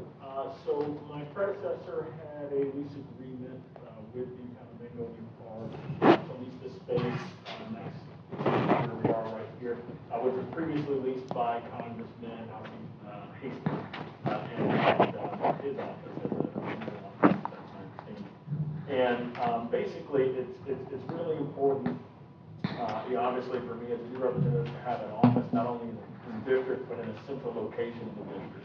District 88, as I said when I came here last time, it's a very large district. It goes from Delray all the way up to Lake Park, but the tremendous weight of the district is here in North County, West Palm Beach, Magnolia Park, Riviera Beach, and Lake Park. Obviously, as the PBSO deputy said earlier, you guys are in a central location for a lot of things here, and what happens also to be my part of the district. And so I really value having the opportunity to lease space in the town of Magnolia Park. And also, it's not just space for me to do my work, but it's the space for my staff, and Tristan is one of my staff members, to do their work, which includes constituent outreach, helping folks with their unemployment claims, helping folks with their child support and things like that. All the sorts of things that typically are done out of the legislative office, community services and things of that nature. That stuff will be done out of the office here if I'm fortunate enough to rent it. And so I would very humbly ask that I have an opportunity to rent that space from the town of Magnolia Park. It's certainly very important, I think, to the success of the district. And we'll be going to Tallahassee really soon, right? So basic things like being able to print stuff and have a phone number and all of those things, none of those things can happen without having a physical location. So it's really Tallahassee, within 10 days of January 1. So it's important for us to get established pretty quickly. Thank you so much. If I may just take the later, I was unaware that you had staff, so our apologies. And so we're just going to get an opportunity to acknowledge your staff person. Yeah, this is Tricia Mishler. Okay, thanks and welcome. Yeah, I've known Tricia for about 5 years now. Yeah, we worked together on some campaigns in the past, and she has been essential in helping me get started. She is a T-crosser and an I daughter. And that is what I need as I get started, and that's also going to help us be successful. There are lots of things that we want to get done in Tallahassee. We're playing defense, but we're also playing offense too. So having somebody who's goal-oriented like that, who's working with me on the team, that's good. Well, thanks so much and welcome. We appreciate it. Well, thanks. Okay, so at this point in time, Ken, you have any information prior to your council's comments and questions? Nothing to add. I think if it's going to be considered by council tonight, maybe the attorney, if she has a copy of the old lease, maybe can go over some specifics to that. Sure, sure. So the previous lease that was spoken of was from last year, June of 2019. But the rental term was, for the first year, was $500, and then for 2 additional years, it was $400 per year, is the copy that I have. It did require the tenant to pay his own phone and internet. That was not provided. And then it had standard other things. There was some discussion, and I don't think this is really applicable anymore, but there was some signage that was up previously that's since come down, so I don't believe that will need to be part of this. But it had your standard, lease terms in terms of damage, the standard public records language, your standard lease language. But those are the primary points. If you have any questions, I can answer them certainly. Okay, well, thanks. Councilman Green? Oh, I answered my hand about it. I don't want to seem redundant, but I just don't want our residents who are in the audience to miss this opportunity. And I don't want them to think I'm insulting their intelligence. But I do want everybody in here to know that this is an opportunity for you to meet your Florida State representative who represents you in Tallahassee. This is Omari Hardy. You can't see his face. You need to tell the manager so they know who you are. They can't see your face. Thank you. I didn't breathe. Okay. And I'd just like to let you all know that who he is. That's why I did that. This is only the second time in the history of Mangonia Park, and I've been here 30 years, that we have ever had one of our elected officials in your office. We had Congressman Alcee Hastings for how many years, Mayor? 10, 12. 10 or 12 years. And now we have our Florida State representative. And I just wanted to, Mr. Mayor, may I correct something if I'm not out of order? I thought, where's his office going to be? You said commission. Right. The way you were describing, I thought you were talking about Congressman Hastings, and Congressman Hastings' office was right here. He's going to be out. Thank you. Just want to make sure he's in the right place. You have a better office. Okay. Right, and you did say your predecessor, Al Jaquette, who was on the outside, so, okay, so the exterior offices. Okay. Okay, other questions or comments? We have Vice Mayor. Vice Mayor. Yes, I just wanted to make sure we're clear on what we're saying. This office was occupied during the last session by State Representative, am I correct? Yes, Al Jaquette. Mm-hmm. Well, Al Jaquette, yes. So this is the third request for a black political leader to use office. I apologize. Okay. Thank you. Just want to make sure we have it clear. Thank you. No, thank you so much, Vice Mayor. Any other questions or comments from the dais? Seeing that there are none, of course, we want to give the opportunity to those who are in attendance and attending by way of our YouTube channel to give the opportunity if there's some inputs or questions or comments.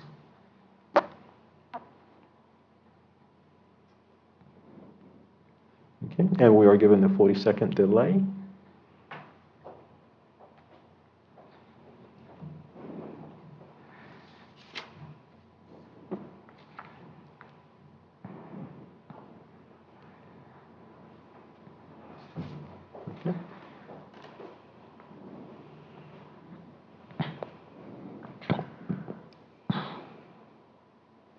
Okay, no comments by way of our YouTube channel.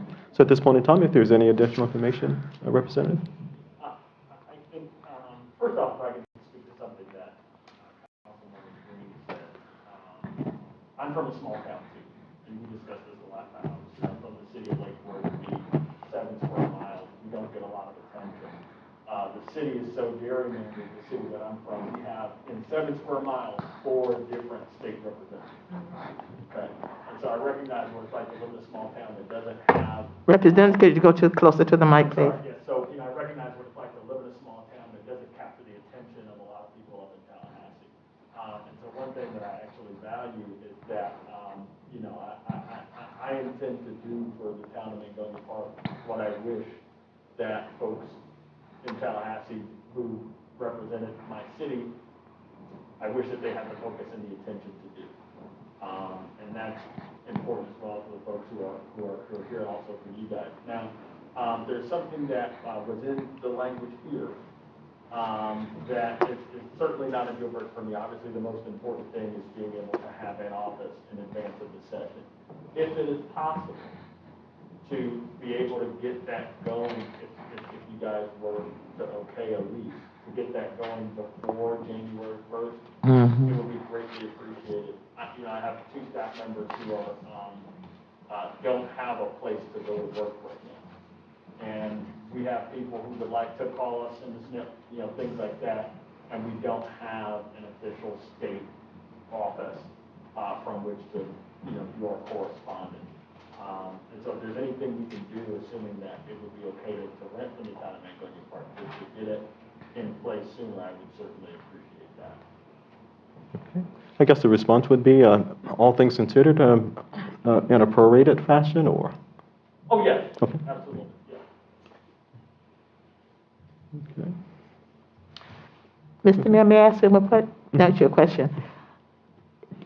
Do you all have to, does the state set up your office here, or is the town of Mangonia Park responsible for setting up your office?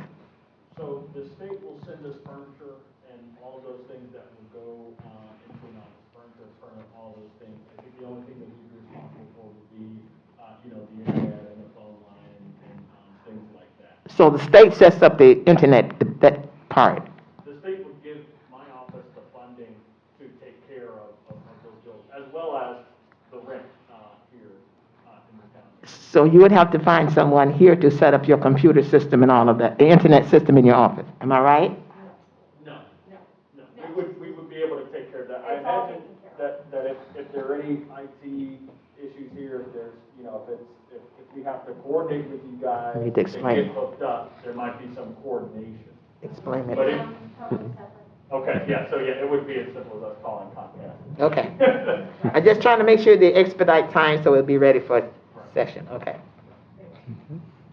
Okay. All righty, any other questions or comments? Okay. Or hearing none? Oh, I'm through.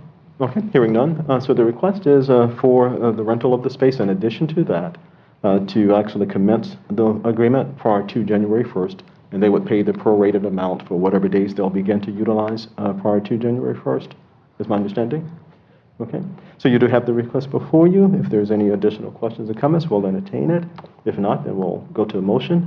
You have anything at this point? No, if you could, just in your motion, be clear on what the rental amount is per year, because there is going to be a proration, just so that's very clear, and that can be drafted in so that it reflects whatever the date, reflects proration based on that date the agreement is signed. Was that $450 per side, or what was that? The previous agreement that you approved was $500 for the first year, and then $400 for the 2 after that, but that's at your pleasure here. It can be. Okay. Yeah, I think what we did might be in reverse because of the adjustments that needed to be made. So I think the first year we reduced it because there were some minor things that needed to be done. Those have been done. So at this point, and then we did move back to the 500. Okay. So yeah, the number is the council's pleasure. So. Okay. So it would be the 5. Now that's per side for a total of $1,000 a month. I'm just trying to see if he's paying attention. Oh, yeah. Ooh, it went up. It went right over, so $1,000 a month. Okay. Okay. So the request then, of course, will be at $500 a month to commence as soon as possible. Okay. Right, but he's looking to get started setting up, but he will pay the prorated amount for those days prior to January 1st. Okay, so the question now is that if there's questions or comments as it relates to the request, the amount, Ken? Yeah, yes, sir. Just to say that we're gonna need a few days to straighten up in there, at least to the first part of next week. Well, certainly, that'll be worked out between you and the staff and if approved, absolutely, yes. Okay, so other questions or comments? Councilman Smith, you had a consideration or? Okay. All righty, so if there's nothing else, that is the request before us, and that is to lease the exterior offices for the purpose of having his office set up here, and that, of course, is our state representative, Omar Hadi. What he's also requesting, and that's at a rate of $500 per month. He's also requesting that the agreement commence prior to the beginning of January, so whatever date is worked out between staff and the representative's office would be prorated up until the end of the month. So that would be the request at this point in time. So what is your pleasure? So moved. It has been moved. Is there a second to that? Second. Has been properly moved and seconded that Representative Amari be allowed to rent the exterior offices here at Town Hall effective at some point in time, probably within date determined, at a rate of $500 a month. Are there any questions on that motion? Motion was made by McConnell and was seconded by Green. Okay. Any other questions or comments on the motion? Hearing none. Roll call, please. Councilmember Green? Yes. Councilmember McConnell? Yes. Yes. Vice Mayor Johnson? Please repeat,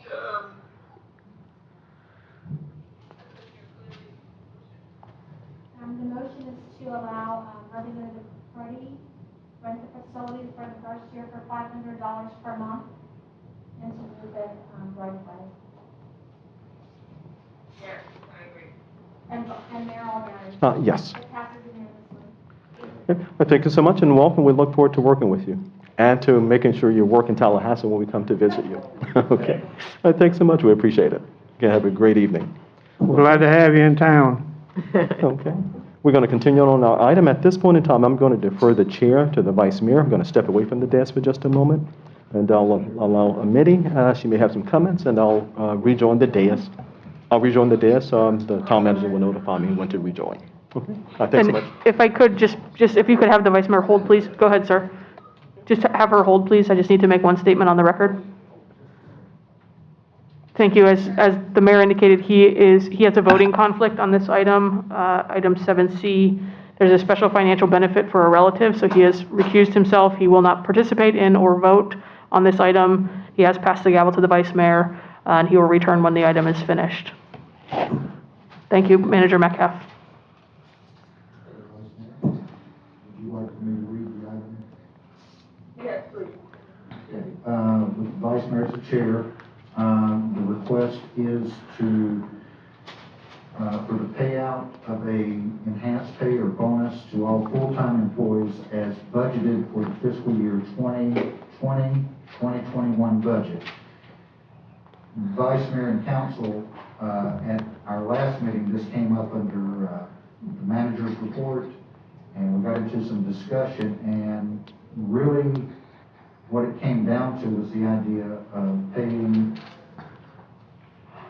all of it, which would be $2,000 for employees that qualify by performance, $1,000 now, and $1,000 at their evaluation, or to simply go back to what was being discussed during the workshops back in the summer, and that would be a $2,000 bonus at mid-year.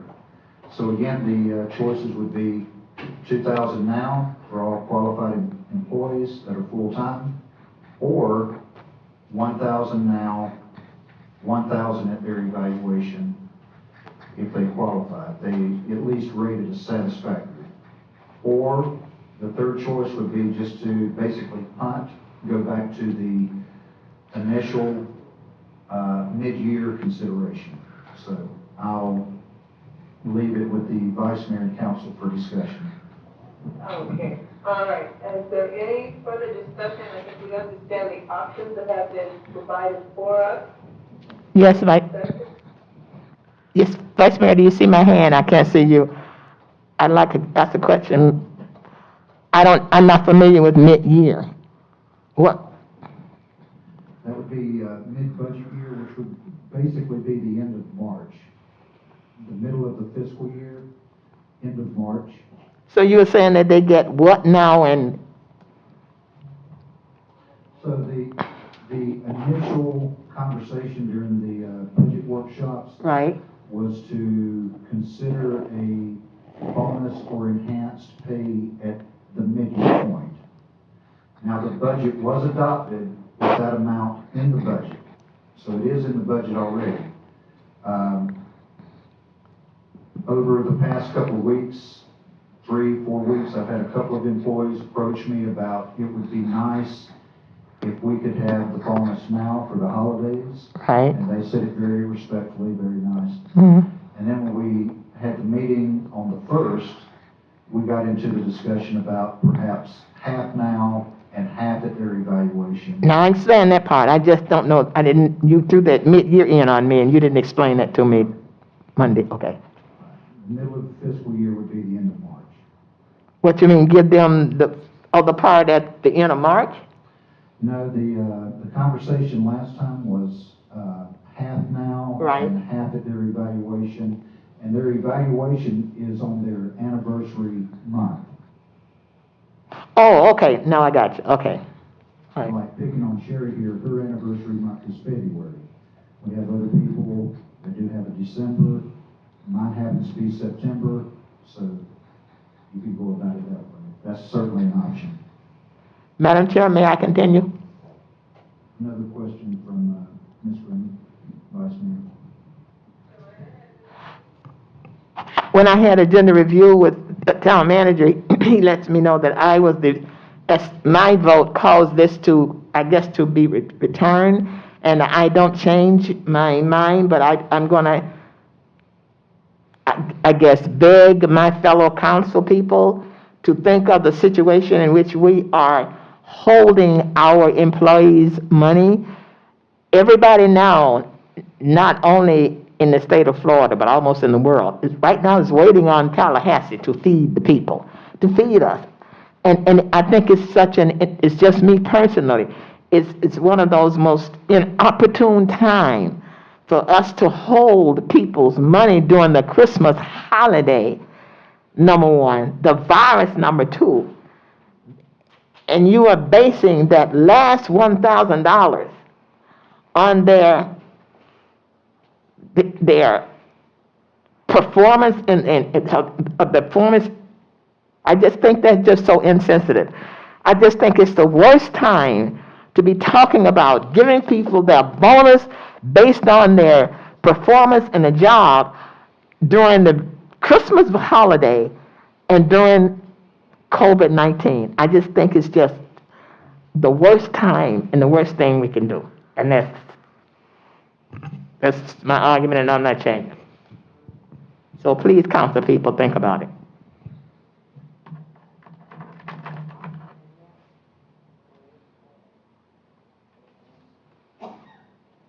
Are there other comments from council?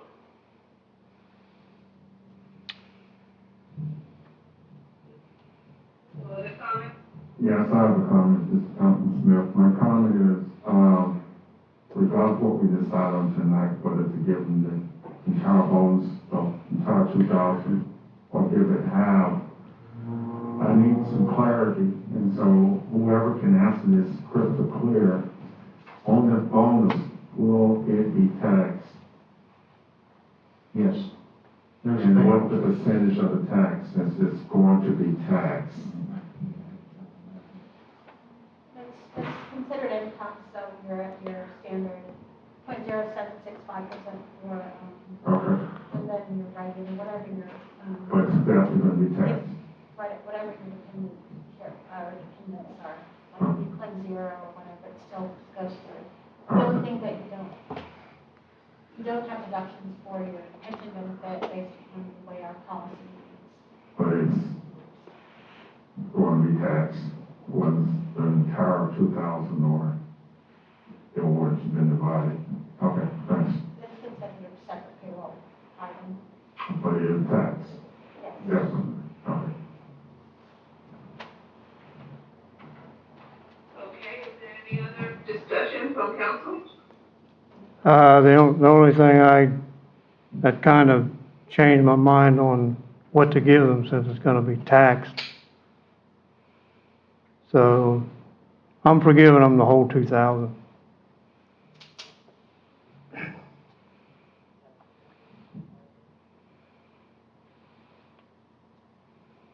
All right, are we ready to, take a vote?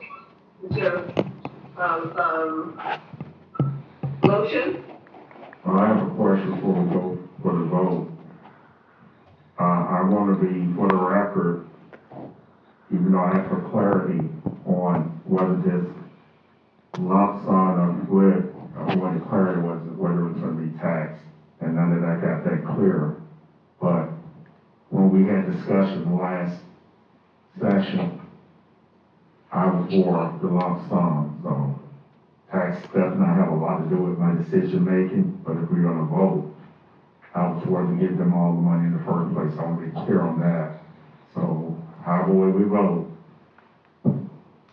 I was concerned about giving them, the 2,000, so, and So you really wanna- nothing to do with the taxing though. So you want to make the motion? So, I guess I can make a motion that if council will allow me, yes, I'll make a motion that, if we go ahead and give the employees and staff, the full amount and not split it on the performance, because, honestly, that's where my mind was at, and hopefully that's what it should be. So that my motion is to give the entire 2,000 to the staff. They have worked hard, they deserve it. Second. It's been moved and properly second. Are we ready for a vote? Question. Any other questions on the motion? Oops, I'm sorry. Hearing none? Ready for a vote? Roll call? Councilmember Green, Yes. Councilmember McConnell, Yes. Councilmember Smith, Yes, and Vice Mayor Johnson. Yes. It passes unanimously.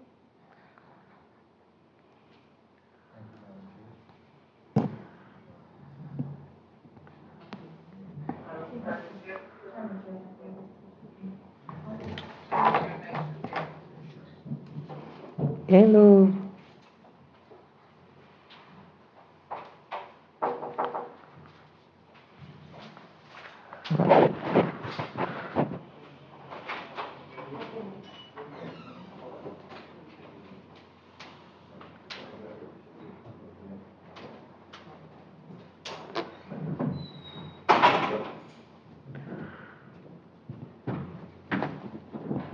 Alrighty, let the record reflect that Mayor Alberti is back on the dais, and thank you so much, Vice Mayor and Council.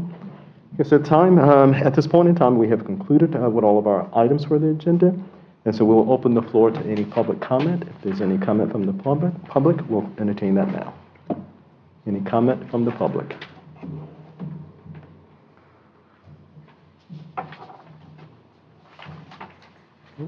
And just while we're waiting for those who are here in attendance, we'll also go to those who might be attending by way of our YouTube channel.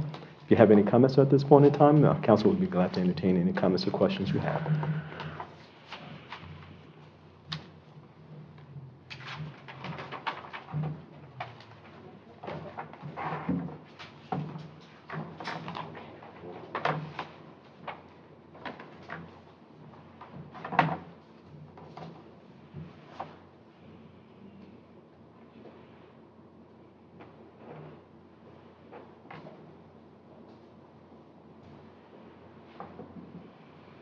Okay. Okay. Seeing that there's no comments from those attending by way of our YouTube channel, we'll give one more opportunity for those who are in attendance at the floor. If you have any comments, I will take those comments now from the floor.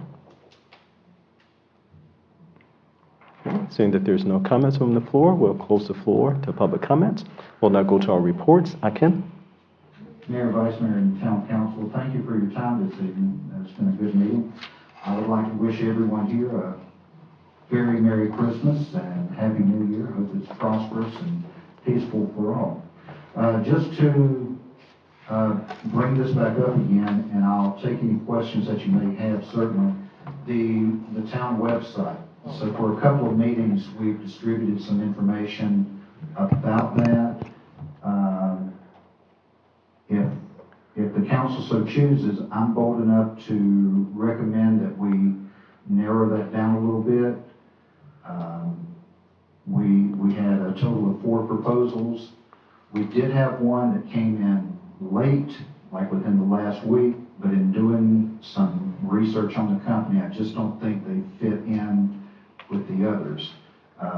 We have 2 website developers that serve many municipalities, and one even, I can't remember exactly which one now, but one serves the port of Palm Beach.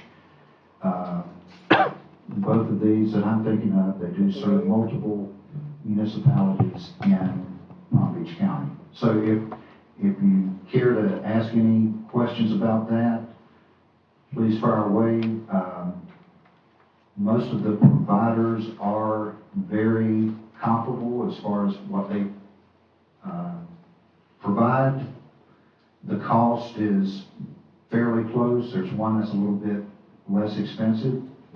I'll answer any questions that you may have on this. Thank you so much. Are there any questions as it relates to the website proposals? Councilwoman Green?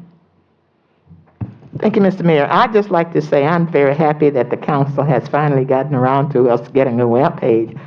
After I spoke to some employees of the League of Cities, and some of our mail actually has been bouncing back because we don't have our web page up and running. We have one, but it's not completed, as I've been told. And as I don't know about the other council people, as I've gone through these, I know one was just extra. I didn't even consider it. But the one that is within the ballpark, I think that I feel is in our ballpark, that we should make, I hope my fellow council members will make a decision to do our web page tonight so we don't have to put it off anymore. It has become, I'm going to be honest, embarrassing to me as a council person that our web page is not up and running. I just hope that we do make a decision to vote on one of these tonight. That's all I have to say, Mr. Mayor. Other comments or questions as it relates to this particular item? And just as information, while you're gathering your thoughts, since it's not an action item, we would have to place it on the agenda for the next meeting to be considered, but we can have discussion as it relates to the proposals we've received. Yeah. So other questions or comments? All right. Now, if you want, as Ken stated, if indeed council, because we're not here Monday through Fridays, staff is present, and they have experience as it relates to governmental meanderings and so forth. So if you'd like, if we could direct the town manager to go through them again, then bring a recommendation of maybe 2. Go through them again and do what? Just go through all of the proposals again, and then bring back a recommendation to the council to be considered for the vote at the next meeting, if that's what your desire is. So, Mr. Mayor, I don't know about the other council people, but I've had these for over 2 weeks. And the town manager has gone, and the town manager went over them with me at agenda review. So that means another, as far as I'm concerned, I will be looking at these another 3 or 4 weeks. So I just hope the town manager does not need to go back and review these again, because he made me feel comfortable in his decision and helped me to make up my decision. And he gave them to me, I know personally, in time enough for me to make a decision. So I hope that we don't procrastinate anymore. I'm going to say I hope the town manager doesn't need any more time to procrastinate. Okay, certainly. The recommendation was simply this, and of course, we make a decision as a legislative body. If you have a recommendation, you've gone through it, I've gone through them all, and we've sat and so even the last one that was received, we sort of bantered through that one as well. The suggestion was, since we can't take an action tonight, in the interim period, the town manager, staff, whomever could go through them again, and that way have even a more firm hand on making a recommendation to us. But that does not preclude the fact that even if he were to come with the recommendation for this company, we make the decision. It's just that we don't have the same amount of time to comb through that they would, and so the recommendation, that was just a suggestion, but of course, we would make the decision on what website. So you have Councilman McGreen, if you kind of going through and you have an idea, at the next meeting, when we have it as an action item, feel free to make that recommendation for that website, okay, for that company, okay? All righty. Is it clear to everyone? Okay. Committee? No, that's, what you said is accurate, because it's not an action item tonight, an agenda item. It needs to be placed on the next meeting's agenda, for action to be taken. The only other thing I will say is that, based on the numbers, at least in the 2 that I received, I think the requirement for 3 written quotes, it sounds like you have more than that, but I believe those will be put in the backup for the next meeting when action is taken as well. All of the quotes that Manager Metcalf received, so that you're following your procurement code to the fullest. So what I did do, I did send Mitty a couple to look at, because I felt like those would probably be the way we ultimately go. Just to start reviewing, I'll certainly send the others as well, and if there's anything good, bad, or indifferent, legally speaking, she can advise me. We're certainly going to have the staff look at the proposals, and we'll definitely come back in first part of January ready to make a recommendation. Okay. Okay. Any other questions or comments? We know it's an important item. Any other questions or comments? Okay. Okay, thanks so much. Ken? And really the only other thing I'm going to add in my report tonight, well, 2 things. I really appreciate the one-on-ones and the agenda review. I think we get a lot of information out there, and all of you have been very generous with your time with me, so that's much appreciated. And if you look in the back of the room, back corner, you do see some bikes back there, and believe me, this right now is the calm before the storm.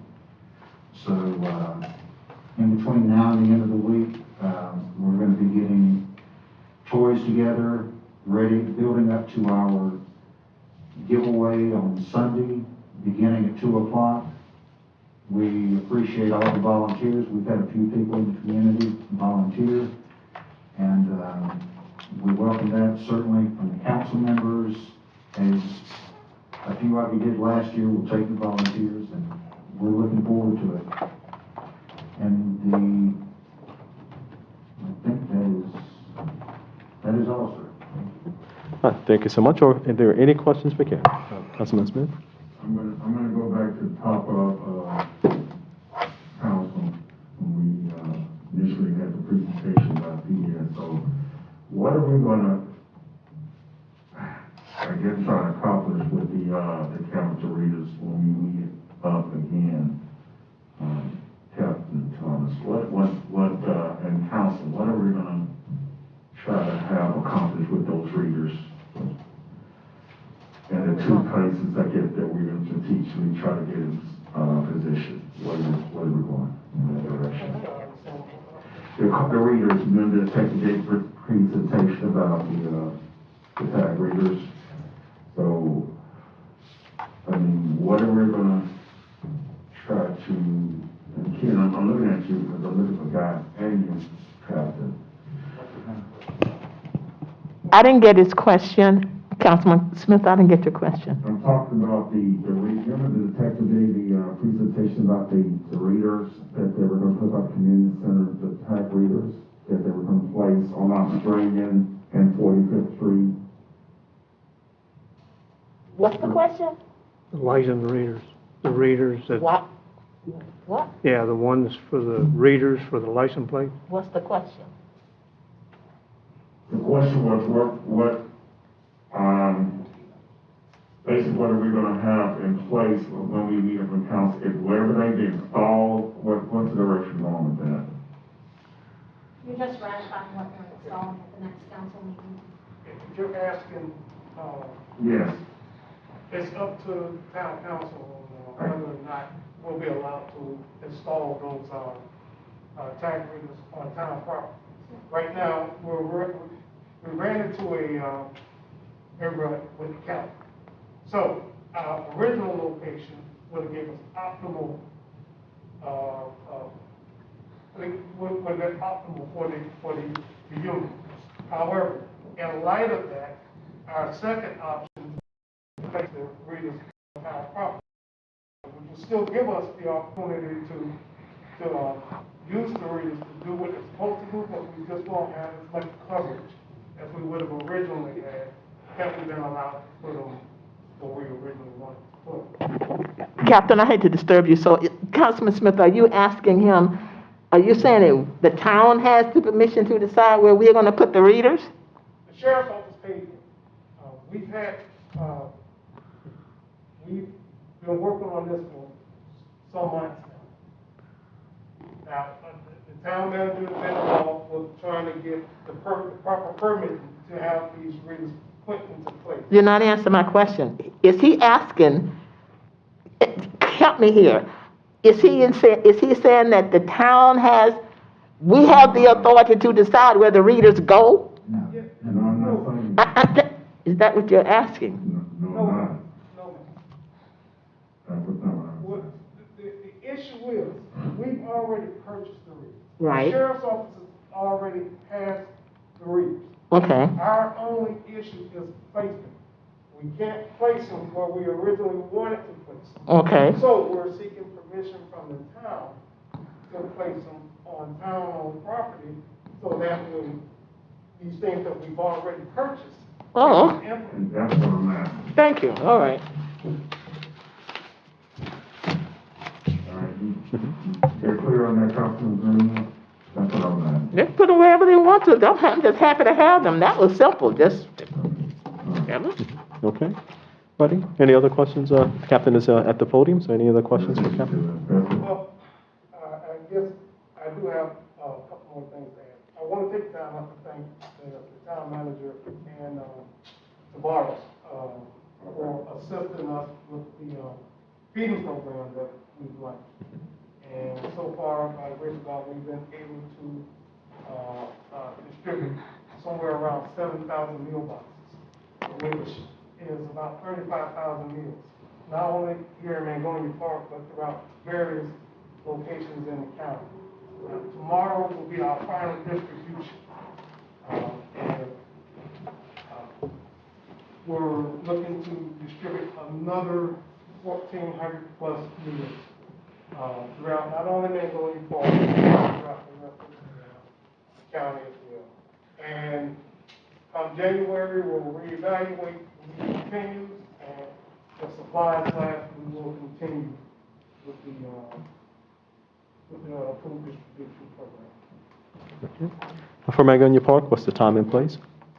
I'm sorry, Mr. Mayor. For Magnolia Park residents, what's the time and place? Well, we pick them up and we distribute. For distribution? Yes, sir. We pick it up and we actually take them. To the Okay, to the different, okay, gotcha, okay. I wasn't sure if it was something we could participate in as well, so, okay. Okay. Other questions for Captain? Okay, so as it relates to the report that I think we did get, I was going through, just any other thing, Captain? No, are there any questions to our weekly report?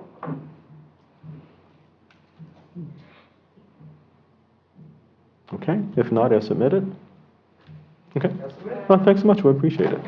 Okay, alrighty, Ken, you had one other item, or Vice Mayor? Vice Mayor, go ahead. Yes, I just wanted to ask, you did indicate, Captain, that the final distribution will be the fee for food disbursement. That's for this year. Will there be options for food to be dispersed in the new year? And has that not been considered? Right now, they're reevaluating. We don't know, I don't know at this point if the supplies will be available or if the kids will be going back to school at that point. And basically, once I get that information and we're able to reevaluate our position, then we'll go from there. But for right now, tomorrow will be our final distribution. Okay, thank you. Okay. Well, may I make a comment? Go ahead. I just want to say that the disturbance in the community has lessened greatly. I think your presence has made a difference, so we appreciate what you've done. Thank you very much, Madam Vice Mayor. And may I encourage those to continue to call. We are keeping a record, and once we're able to pinpoint the perpetrator, at that point, we will take proper action to deal with the person or persons. Now, I think we've identified at least one location, and the deputies have spoken to that individual, and I'm pleased to hear that that has slowed down. But I encourage you to continue to call us at the 561-688-3400. Should the issue continue, and we'll address it as it happens. But to a further point, we have put deputies both in marked and unmarked units in the area to try to monitor that.